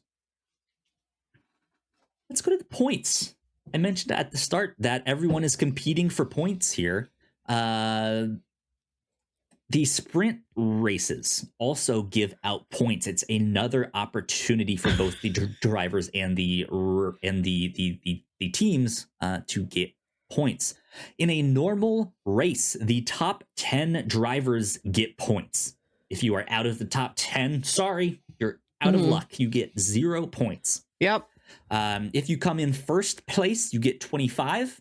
If you come in second, you get 18. Third, you get 15. Fourth, you get 12. Fifth, you get 10. Sixth, you get 8. 7, you get 6. 8, you get 4. 9, you get 2. 10, you get 1. 1 single point. And when I've seen a number of people say, yeah, I tried to get into Formula One, but Max Verstappen was just so dominant. He kept winning all the time. It was kind of boring to watch. On one hand, I understand that, like, when a team or when a certain driver is so dominant, you kind of know it's like, okay, well, Max is gonna win most likely, right? It's understandable, but I think through, like, if you know more about the drivers, if you know more about the team's story or their history or what they've been struggling with, and you see them overcome that throughout the course of a season, that can be really fun. And it makes not just watching, like, oh, who wins the race interesting. It makes things like who's in third and fourth, like who's fighting for that podium right there. It makes that interesting. It makes who's in 11th, who's fighting for that last point.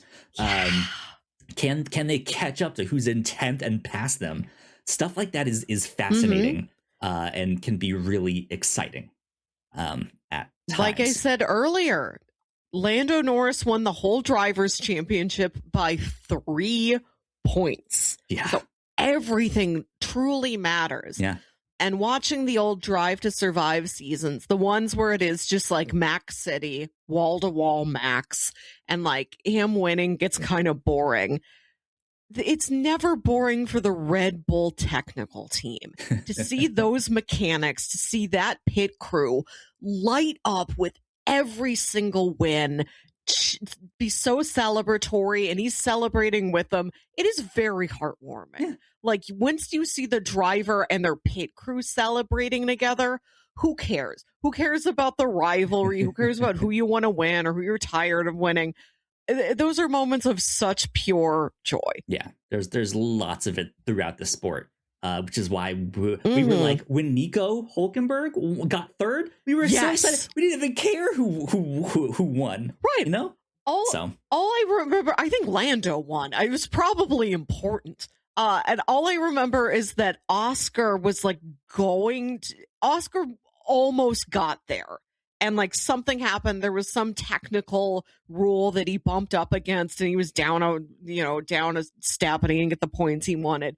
And you talk to him in the post-race interviews, and he's so grouchy. But then he's like, "But Nico, though, that was incredible." Yeah. Like, everybody agrees. Everybody, you might be in a bad mood, but not for Nico. Good for Nico. That is a win for everybody. And sometimes you will get those things that truly bring everybody together. Yep. Absolutely. So for the sprint race, the points only extend to the top 8 drivers, and you don't get as many points. So for first, you get 8 points, and then down to 8th position, you only get 1 there. So they do add up indeed. And to be clear, we've mentioned that each team has 2 drivers.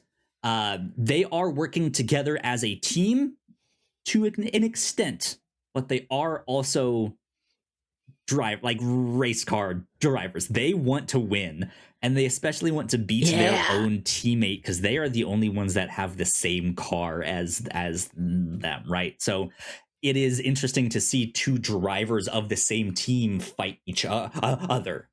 Oh, yeah. And even in this previous season, there was a race where Oscar Piastri of McLaren was ahead, and Lando was coming up behind him. And Lando was started to fight, and it was like, he's trying to pass, but Oscar is defending, like, what's happening? And Lando ended up like going to the side and like hitting the wall and crashing, and he was out of the race and got 0 points that race. Yeah. And so it's risky. brutal. Yeah, it's risky indeed. So let's start getting into what is new for this year. From this point on, it'll be a little bit more technical. A lot of this information, if you are new to the sport, will probably go over your head. Right. That's okay. I don't expect you to know all of this. No one else expects you to know all of this. We don't. I still don't understand all of this fully. The drivers don't understand all of this fully. It's all new. And you don't necessarily need to know how the engine works to understand and enjoy the sport, right?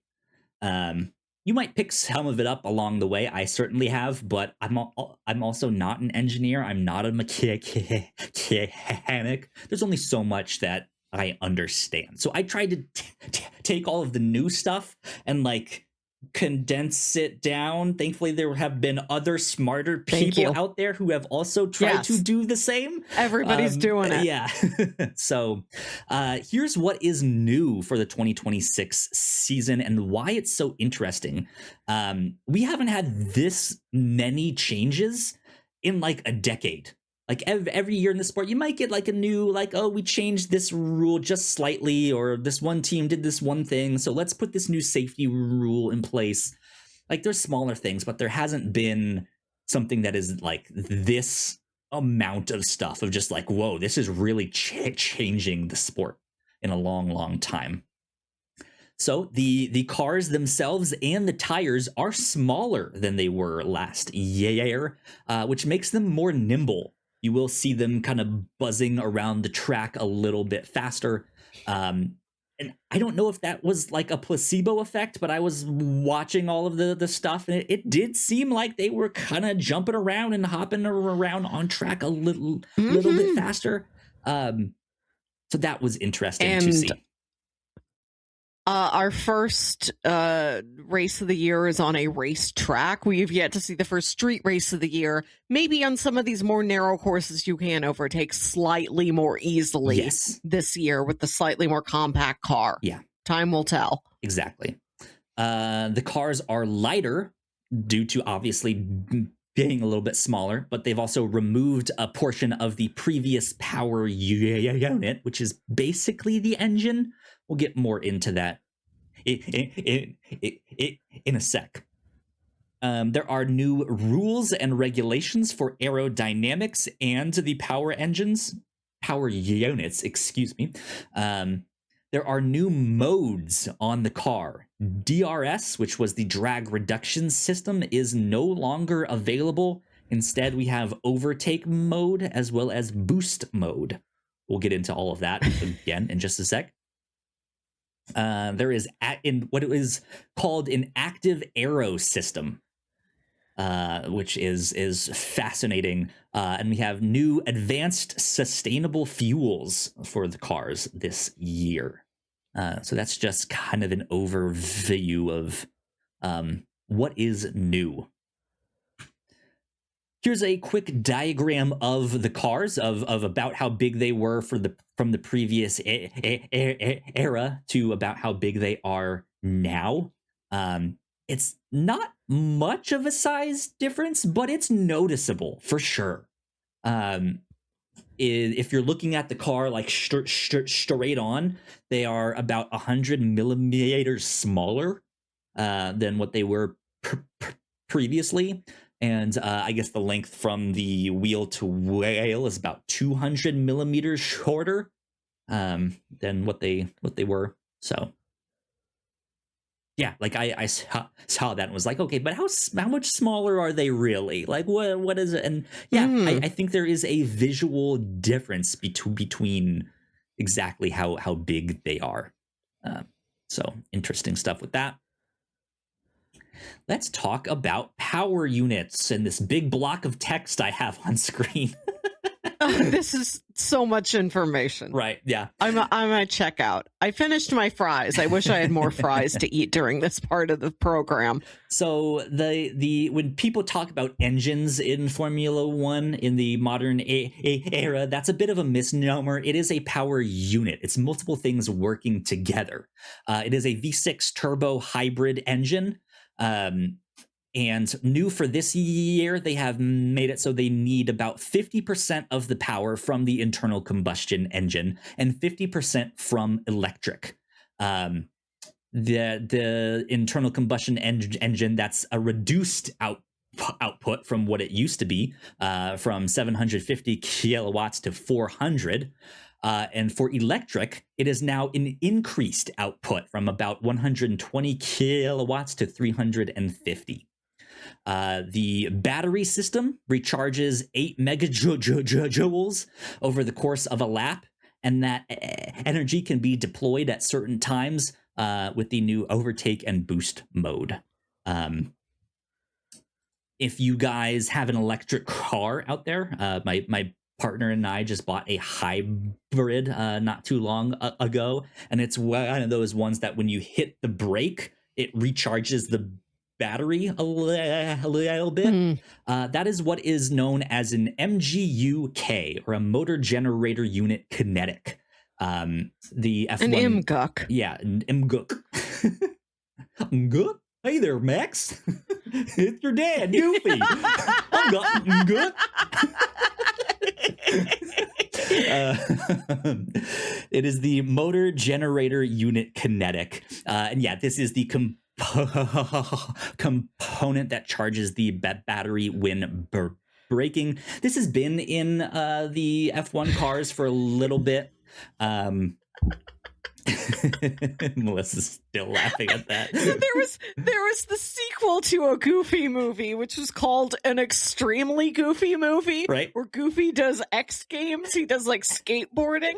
I think we need a third one called a severely Goofy movie. Does where it's right. It's Max has started getting into Formula One, and Goofy is a millionaire, and he does a Lawrence Stroll, and he buys the team. Donald Duck gets kicked out of his seat because they bought his. Donald is absolutely Gunter. We've 1000%. But he knows how to pose next to a little boat. He's very at home next to a little boat. Anyways, that's great. Amazing. Mickey is James Vowels.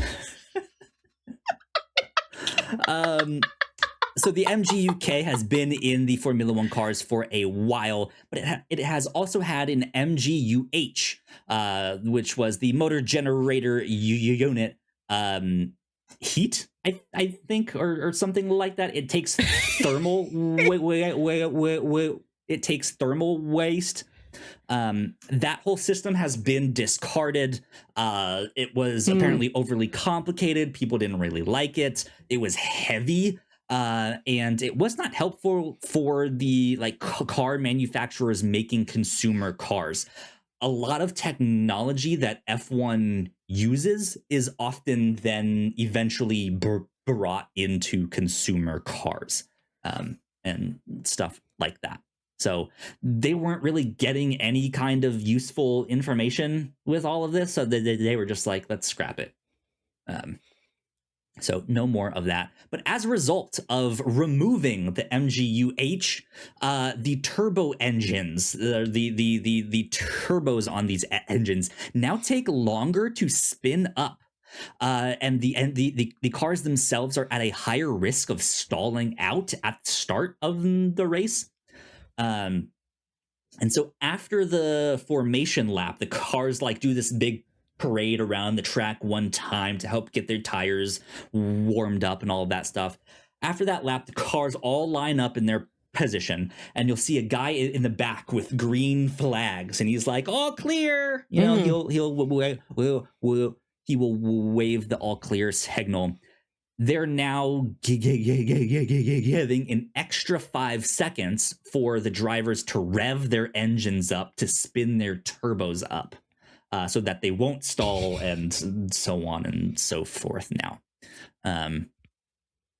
So that's an interesting thing of that. Fun fact, when they knew that this was kind of coming down the road, I believe it was Mercedes that was like, well, what if we just make a smaller turbo so it doesn't need to take as long to do all of that?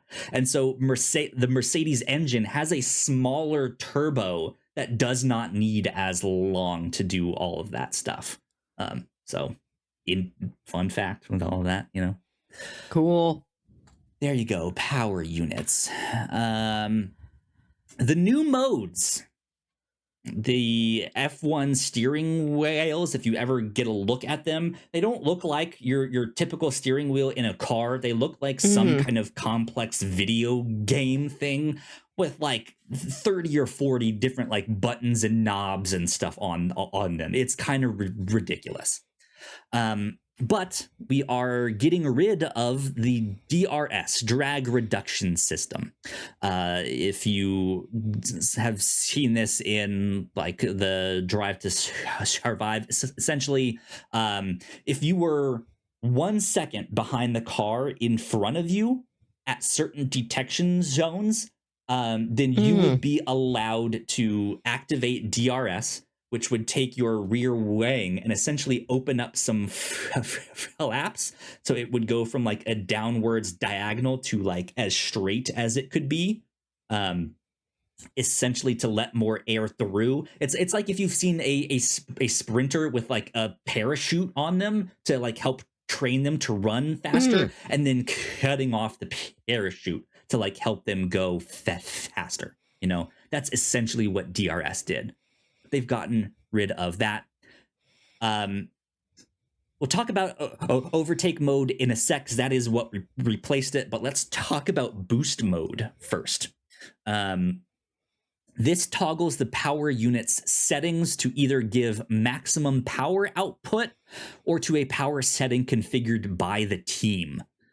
It can be used all at once or on and off throughout the lap, provided they have saved enough battery charge. So as long as they have some charge, they can use this.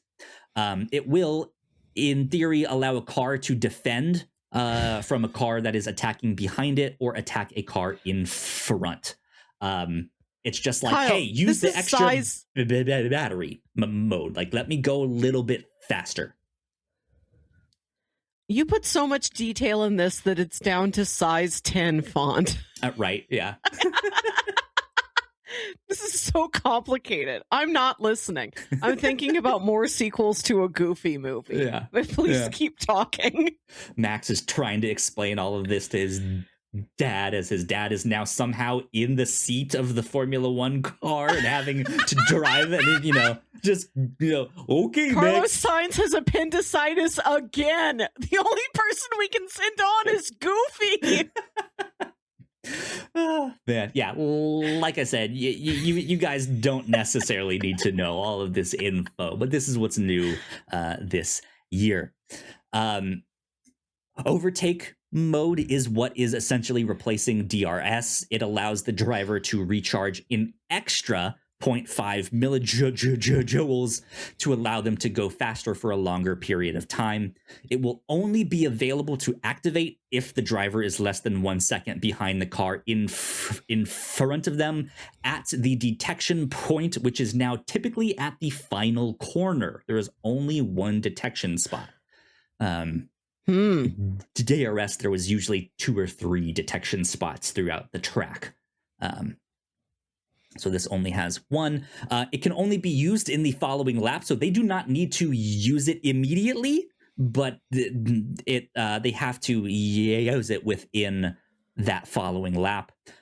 You'll most likely see it used on long straights, like big long straight parts of the track.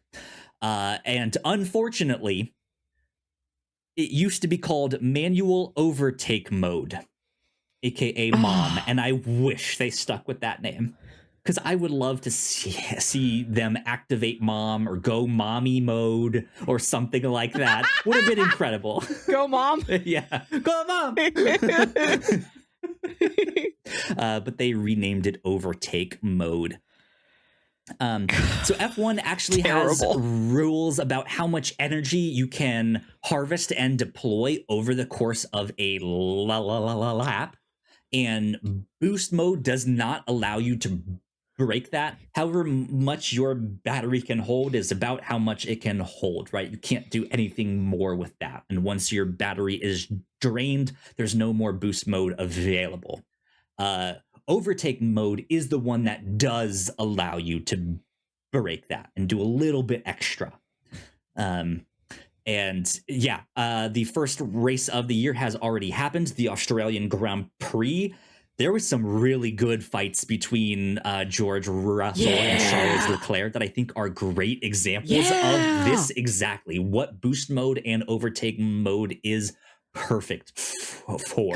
You're not going to see one person get, DRS and pass and that be kind of it. And maybe in a couple laps they can challenge again, right? You will see them just like back and forth, like trying to get position. That was thrilling. It really was, yeah. So hopefully, if any indication, I hope it's more like that throughout the rest of the season, because that is super exciting. Active Aero. The cars will now dynamically adjust their front and rear wings depending on if they are in a straight part of the track or in a corner. Similar to how DRS worked by like opening the rear wing flaps, that's kind of what this is doing on both the front and rear wings. By default, the cars will be in their corner mode with the wing flaps closed to help them maintain downforce and get grips on the corner. And when the car is in a straight, it will switch to straight mode, which then opens up those flaps and can help them go just a little bit faster. Ferrari was seen testing a rear wing that not only opened up, but just flipped upside down to open up and like completely rotated. So who knows if they'll stick with that? I don't think they used it for the race, but it was also kind of hard to see. But everyone saw that and was like, whoa, what are they up to? Like, what is going on here? So is this background image just a generic race car? Yeah, the FIA put out a number, like when they were explaining, like, hey, we finalized the rules, here's all of this stuff. They put out a number of images of like, here's what the cars will look like. So yeah, these last like handful of slides were all that like generic FIA car. Right. The constructor is FIA, the title sponsor is 2026. FIA.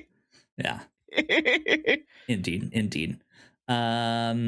So I think this is pretty much my last slide here. This is the new fuel. F1 is now using advanced sustainable fuel. And this is the one that I truly did not understand exactly the in and outs of. No. This one here. No clue. It is not using a fuel made from crude oil or fossils. So it's not like what we would go to the gas station and gas up your Honda Civic. That's not what they're using. An advanced sustainable fuel is one where the molecules have to be extracted from an advanced sustainable feedstock, which means anything from a second generation that is not in competition with the food chain. Yeah, right over my head. I'm not a scientist. Essentially, this is fuel made from waste of different industries or organic sources.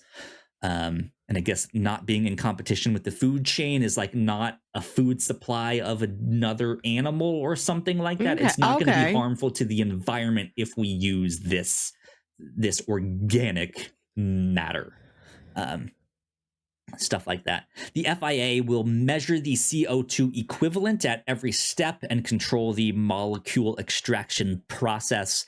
It was also required to be a drop-in fuel, which means that it can replace fossil fuel equivalents without having to change the engine. So they are trying to develop fuels like this so that down the road, our consumer cars can use something like this. So there you go. That's kind of the big changes of all of the stuff here in Formula One. I know that is real technical, kind of in the weeds there, but what makes it so interesting is that all of the drivers are getting used to how these cars drive now, how they feel. All the teams had to redesign their cars completely to the point where they're trying things out. Does this wing that flips upside down, does that work? I don't know. Like they're just trying shit. Which is kind of fascinating that no one knows what's happening. And as we could see by the first race, there was a number of cars that just within the first 20 laps, 4 cars were all right, you need to retire. Something's not right here. This was bug nuts. So Max Verstappen, who is 4-time champion, an exceptional driver. He may not be your favorite, but you cannot deny he's very good at what he does. Right. He bonked into the wall in qualifying. He didn't qualify. He was starting at 20th. He just straight up, as soon as he started driving, skidded all the way across it like he's just like a stone on a pond. Yeah, just he spun smashed out against the wall. So first thing, that's Max. He's doing that. Oscar can't even make it to the track. Oscar's just doing the warm-up lap. And he's crashes, not even on the grid. And Oscar, the Australian, the hometown boy, this is the new curse. Charles finally did win in Monaco, and now the curse is passed on to when will Oscar win in Melbourne?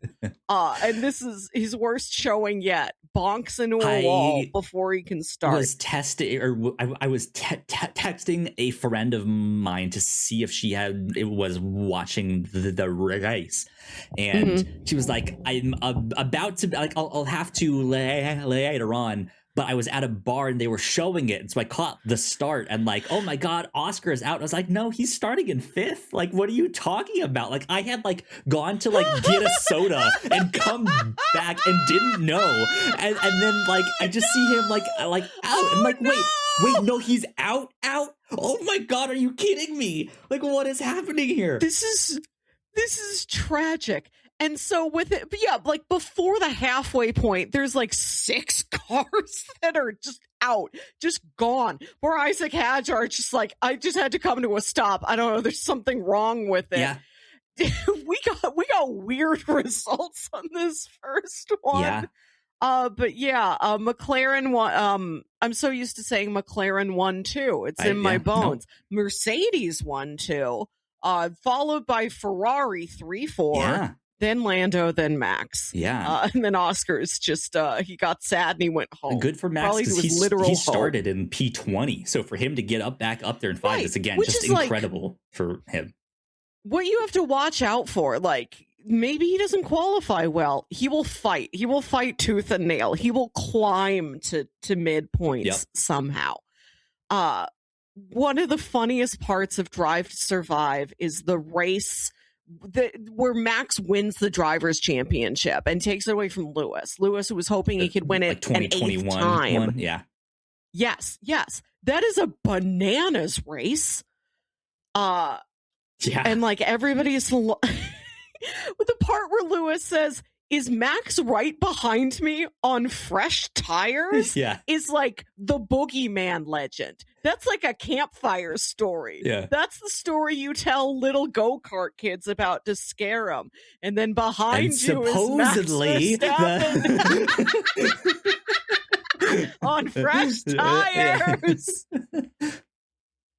Yeah.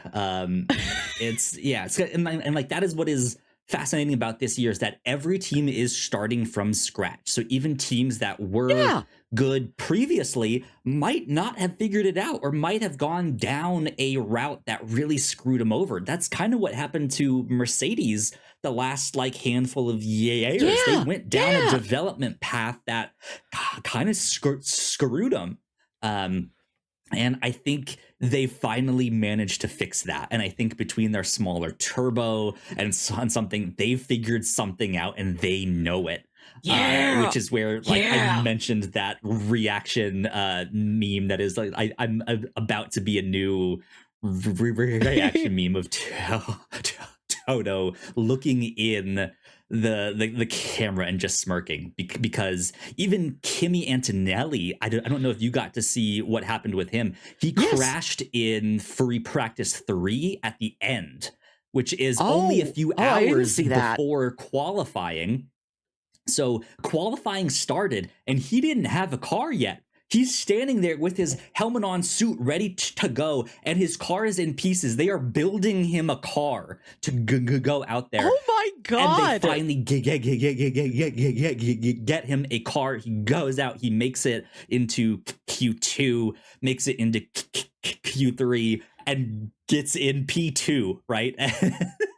Like just absolutely bonkers. Like they have something. So I think rumor has it that Mercedes is the team to watch this year. They might have something. I think so. And when Lando won last year, I was rooting for Lando, and he won by such a small margin. And I'm like, I'd really love it if he could win by a wider margin, by something incontestable, really. Yeah. But I also had a feeling, I'm like, this might be the one time this happens. Everything's getting shooken up like an Etch-a-Sketch next year. And I don't know if the stars are ever going to align over him again. Yeah. So who knows? It might be George's year. We don't know. It might be. So I do real quick, I'll run down a little bit of the calendar here. Of course, like we just said, the first race was in Australia. The next race is March 13th through the 15th in China. I believe that is where Formula One Academy is starting this year too. So they will also be there. Round 3 is in Japan at the end of March, the 27th and through the 29th.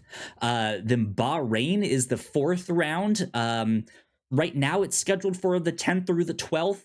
There, of course, Trump started his illegal war in Iran, which is real close to where Bahrain is. I think there was some other motorsport that was supposed to be there this weekend and was like, we can't go there. It's not safe.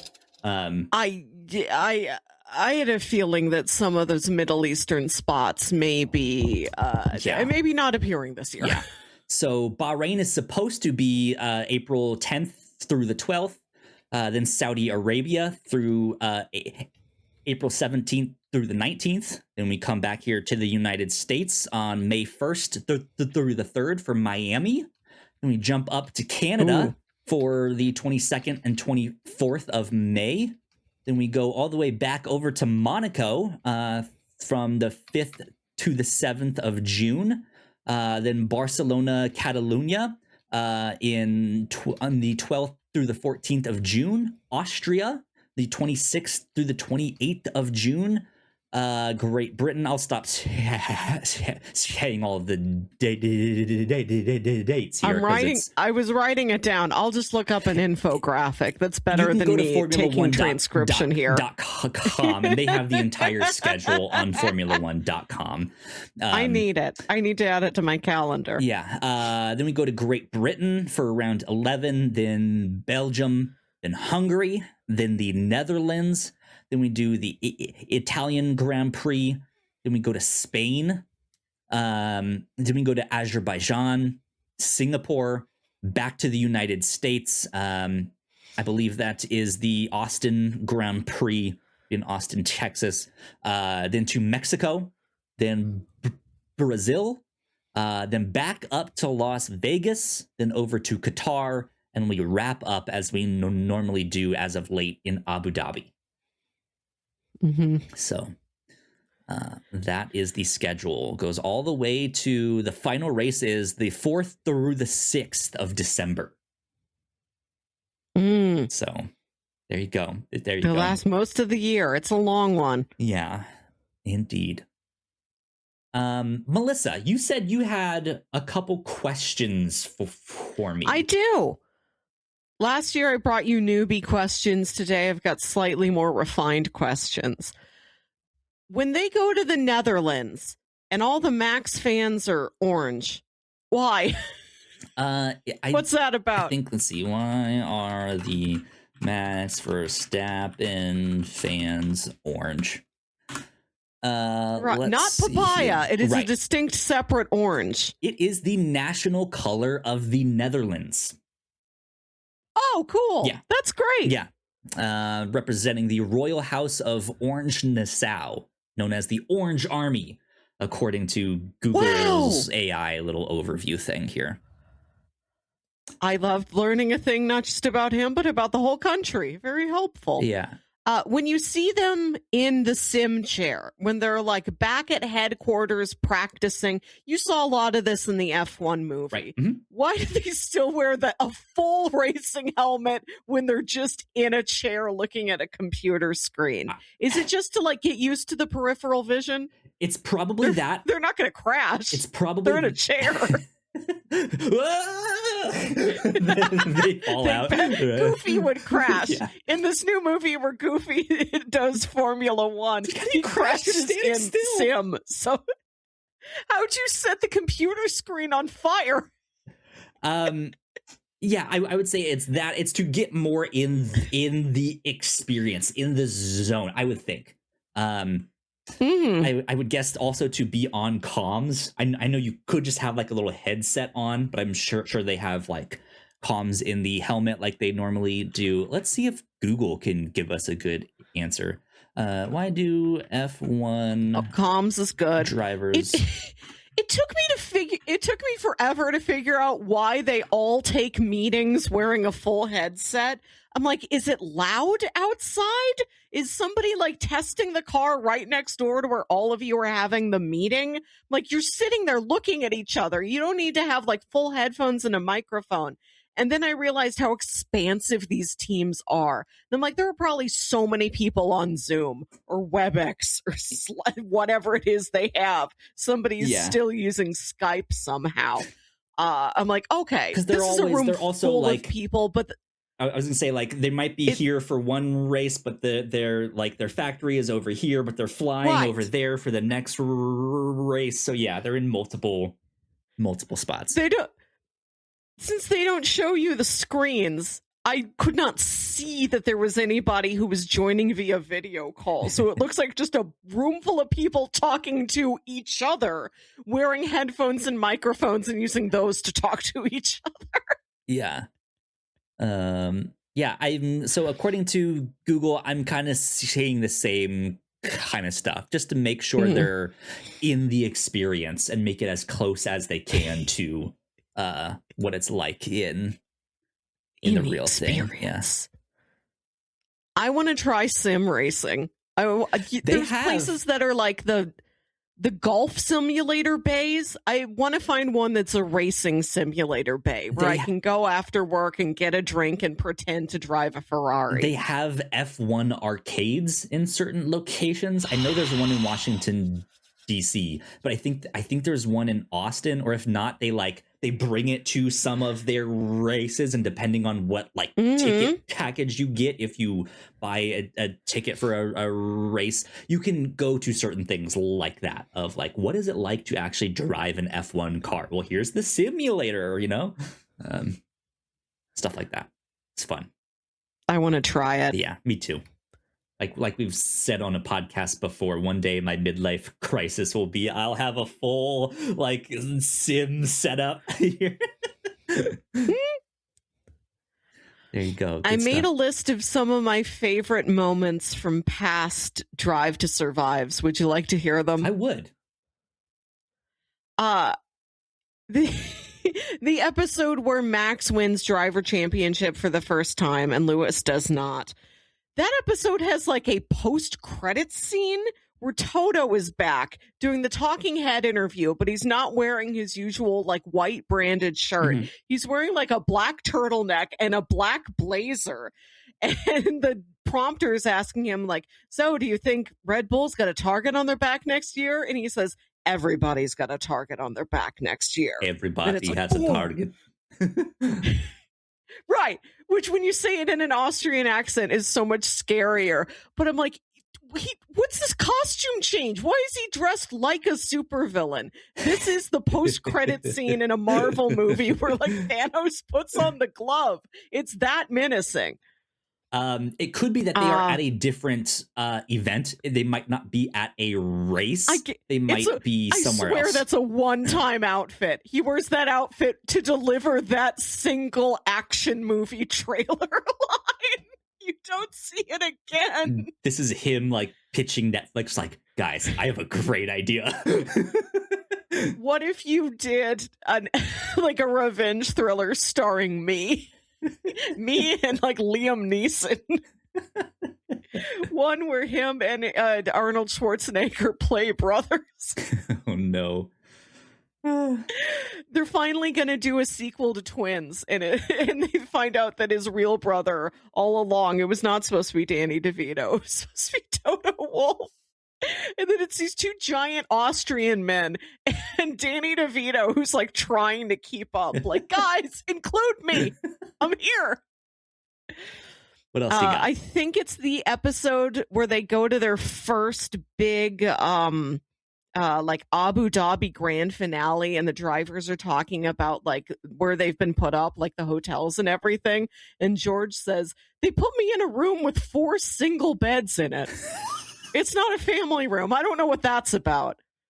For George and the Russells.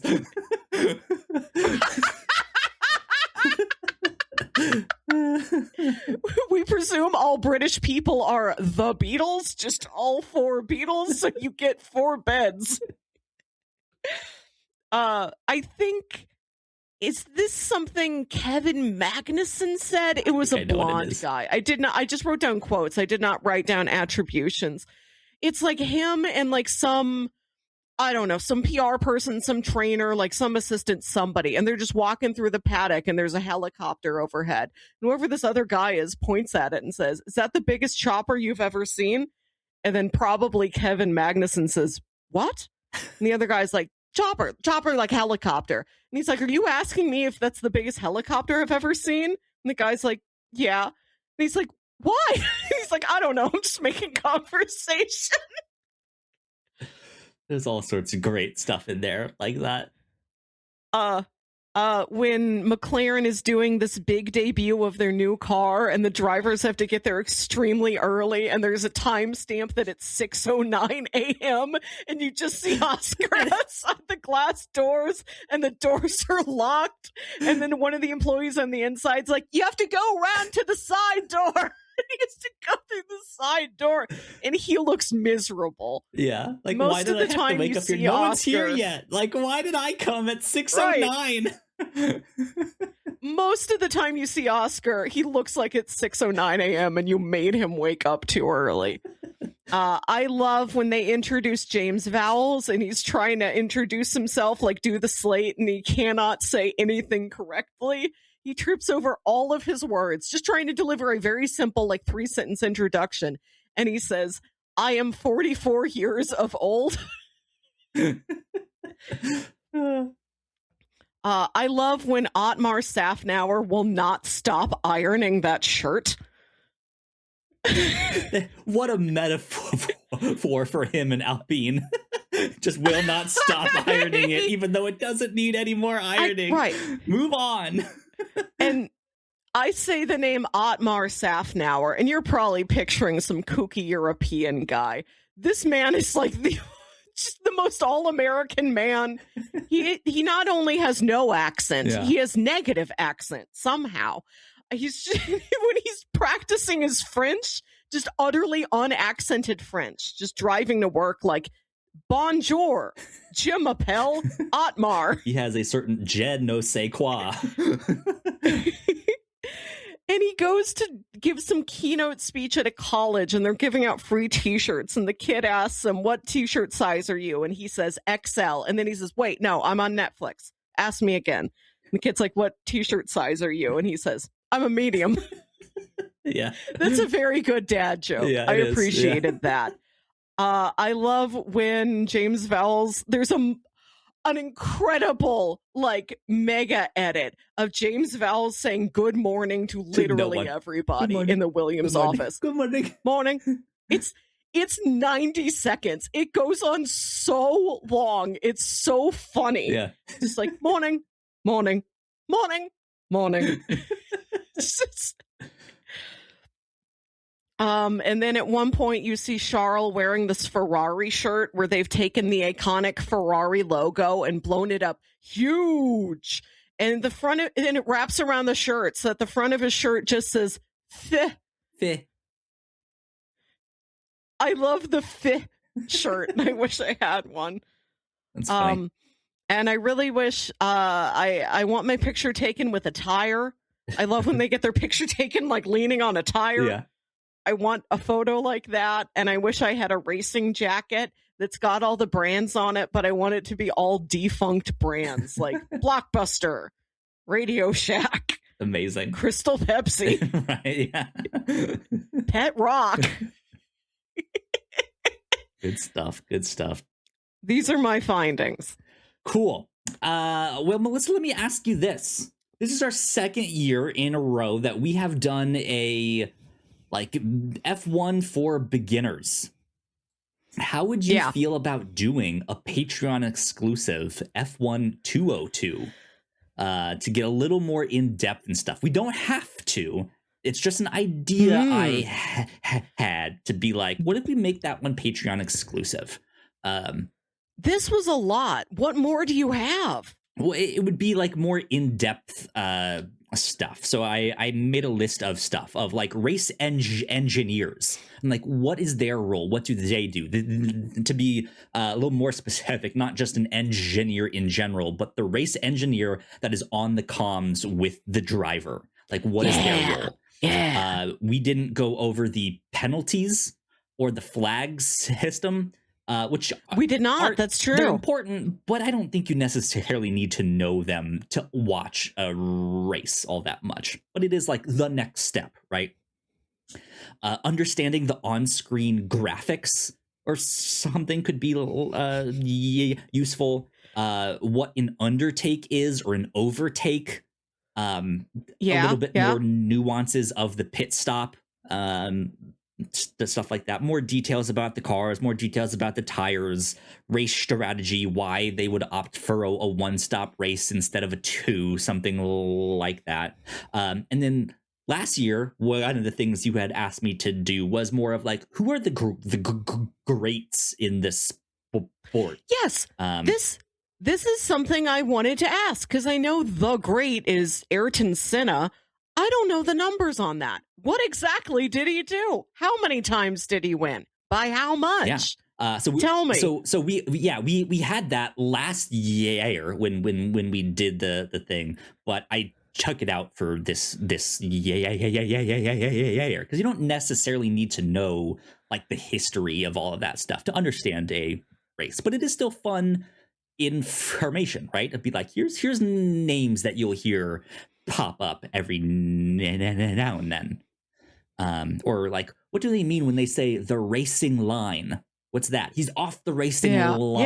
Yeah. So there's certain stuff like that we could potentially get into more down the road. We don't have to do a whole like episode dedicated to it. I just thought it might be an idea of us to like have in our back pocket of, hey, if we're gonna do like, okay, so you've been watching F1 for like a year now,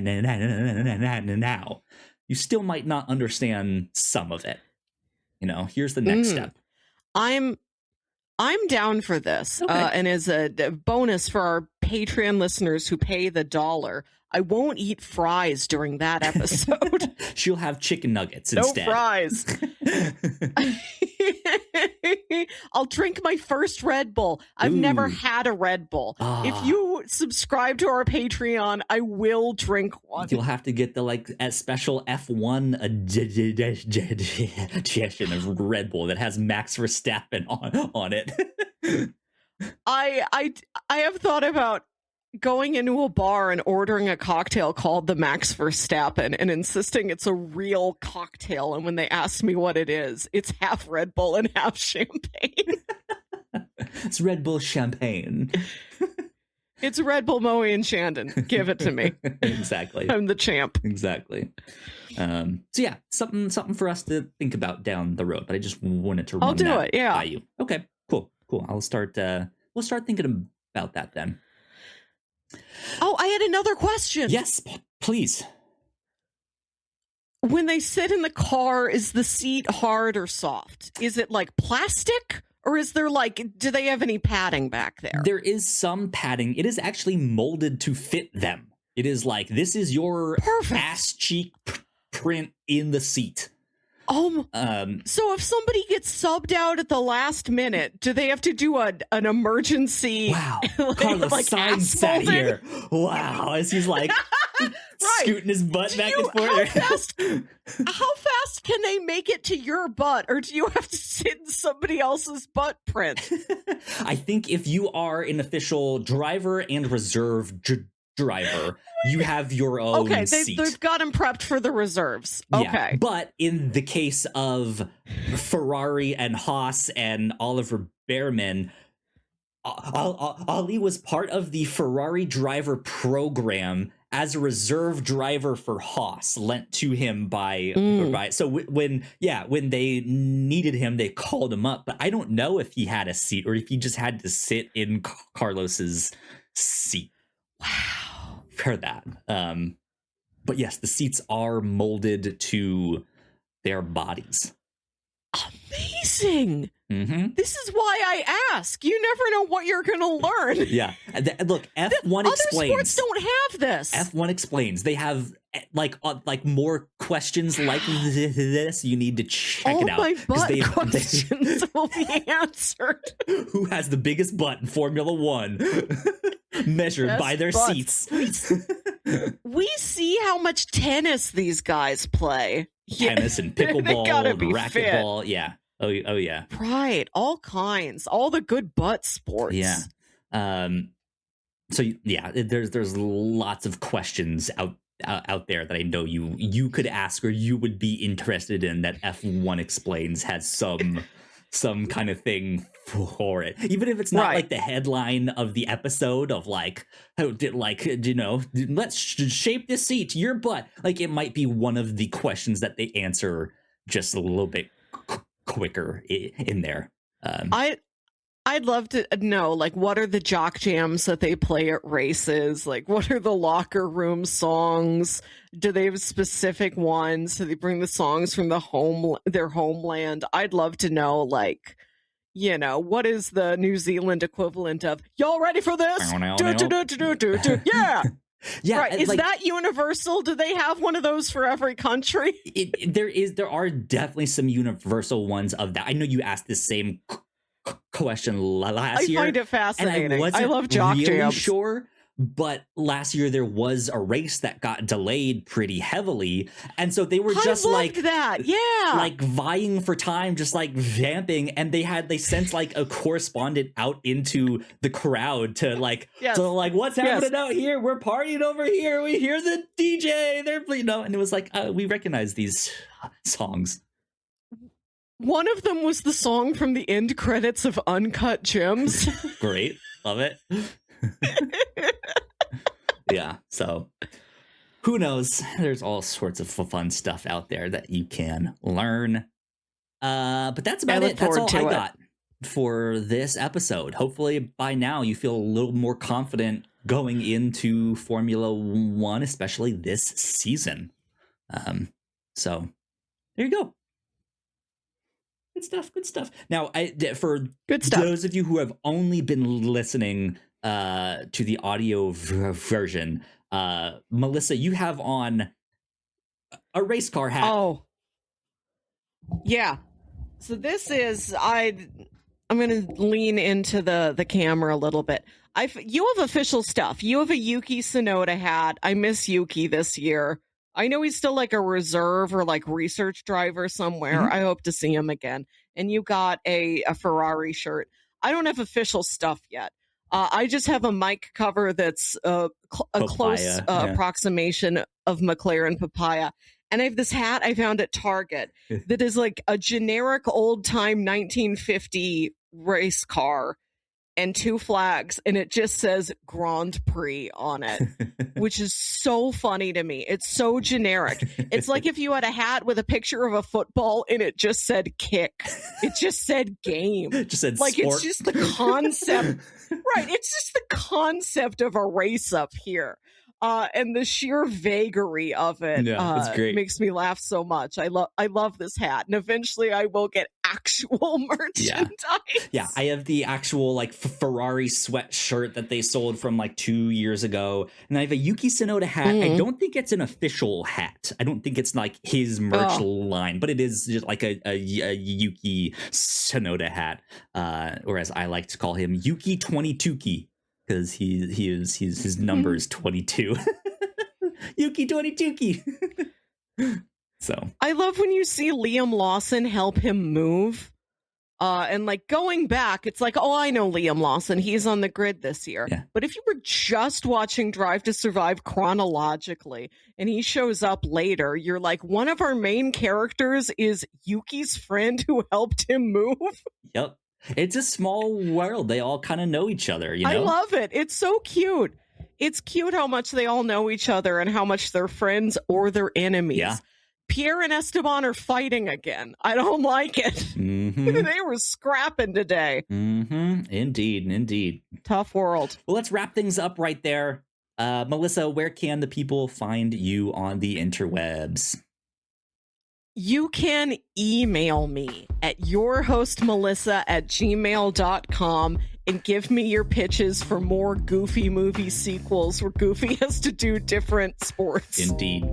I'm at Yo Kyle Springer. That's where you can find me on most places. If you would like to stay up to date with all of the stuff that we do here at The Whatnauts, we are at thewhatnauts.com on Blue Sky and at The Whatnauts official on Threads.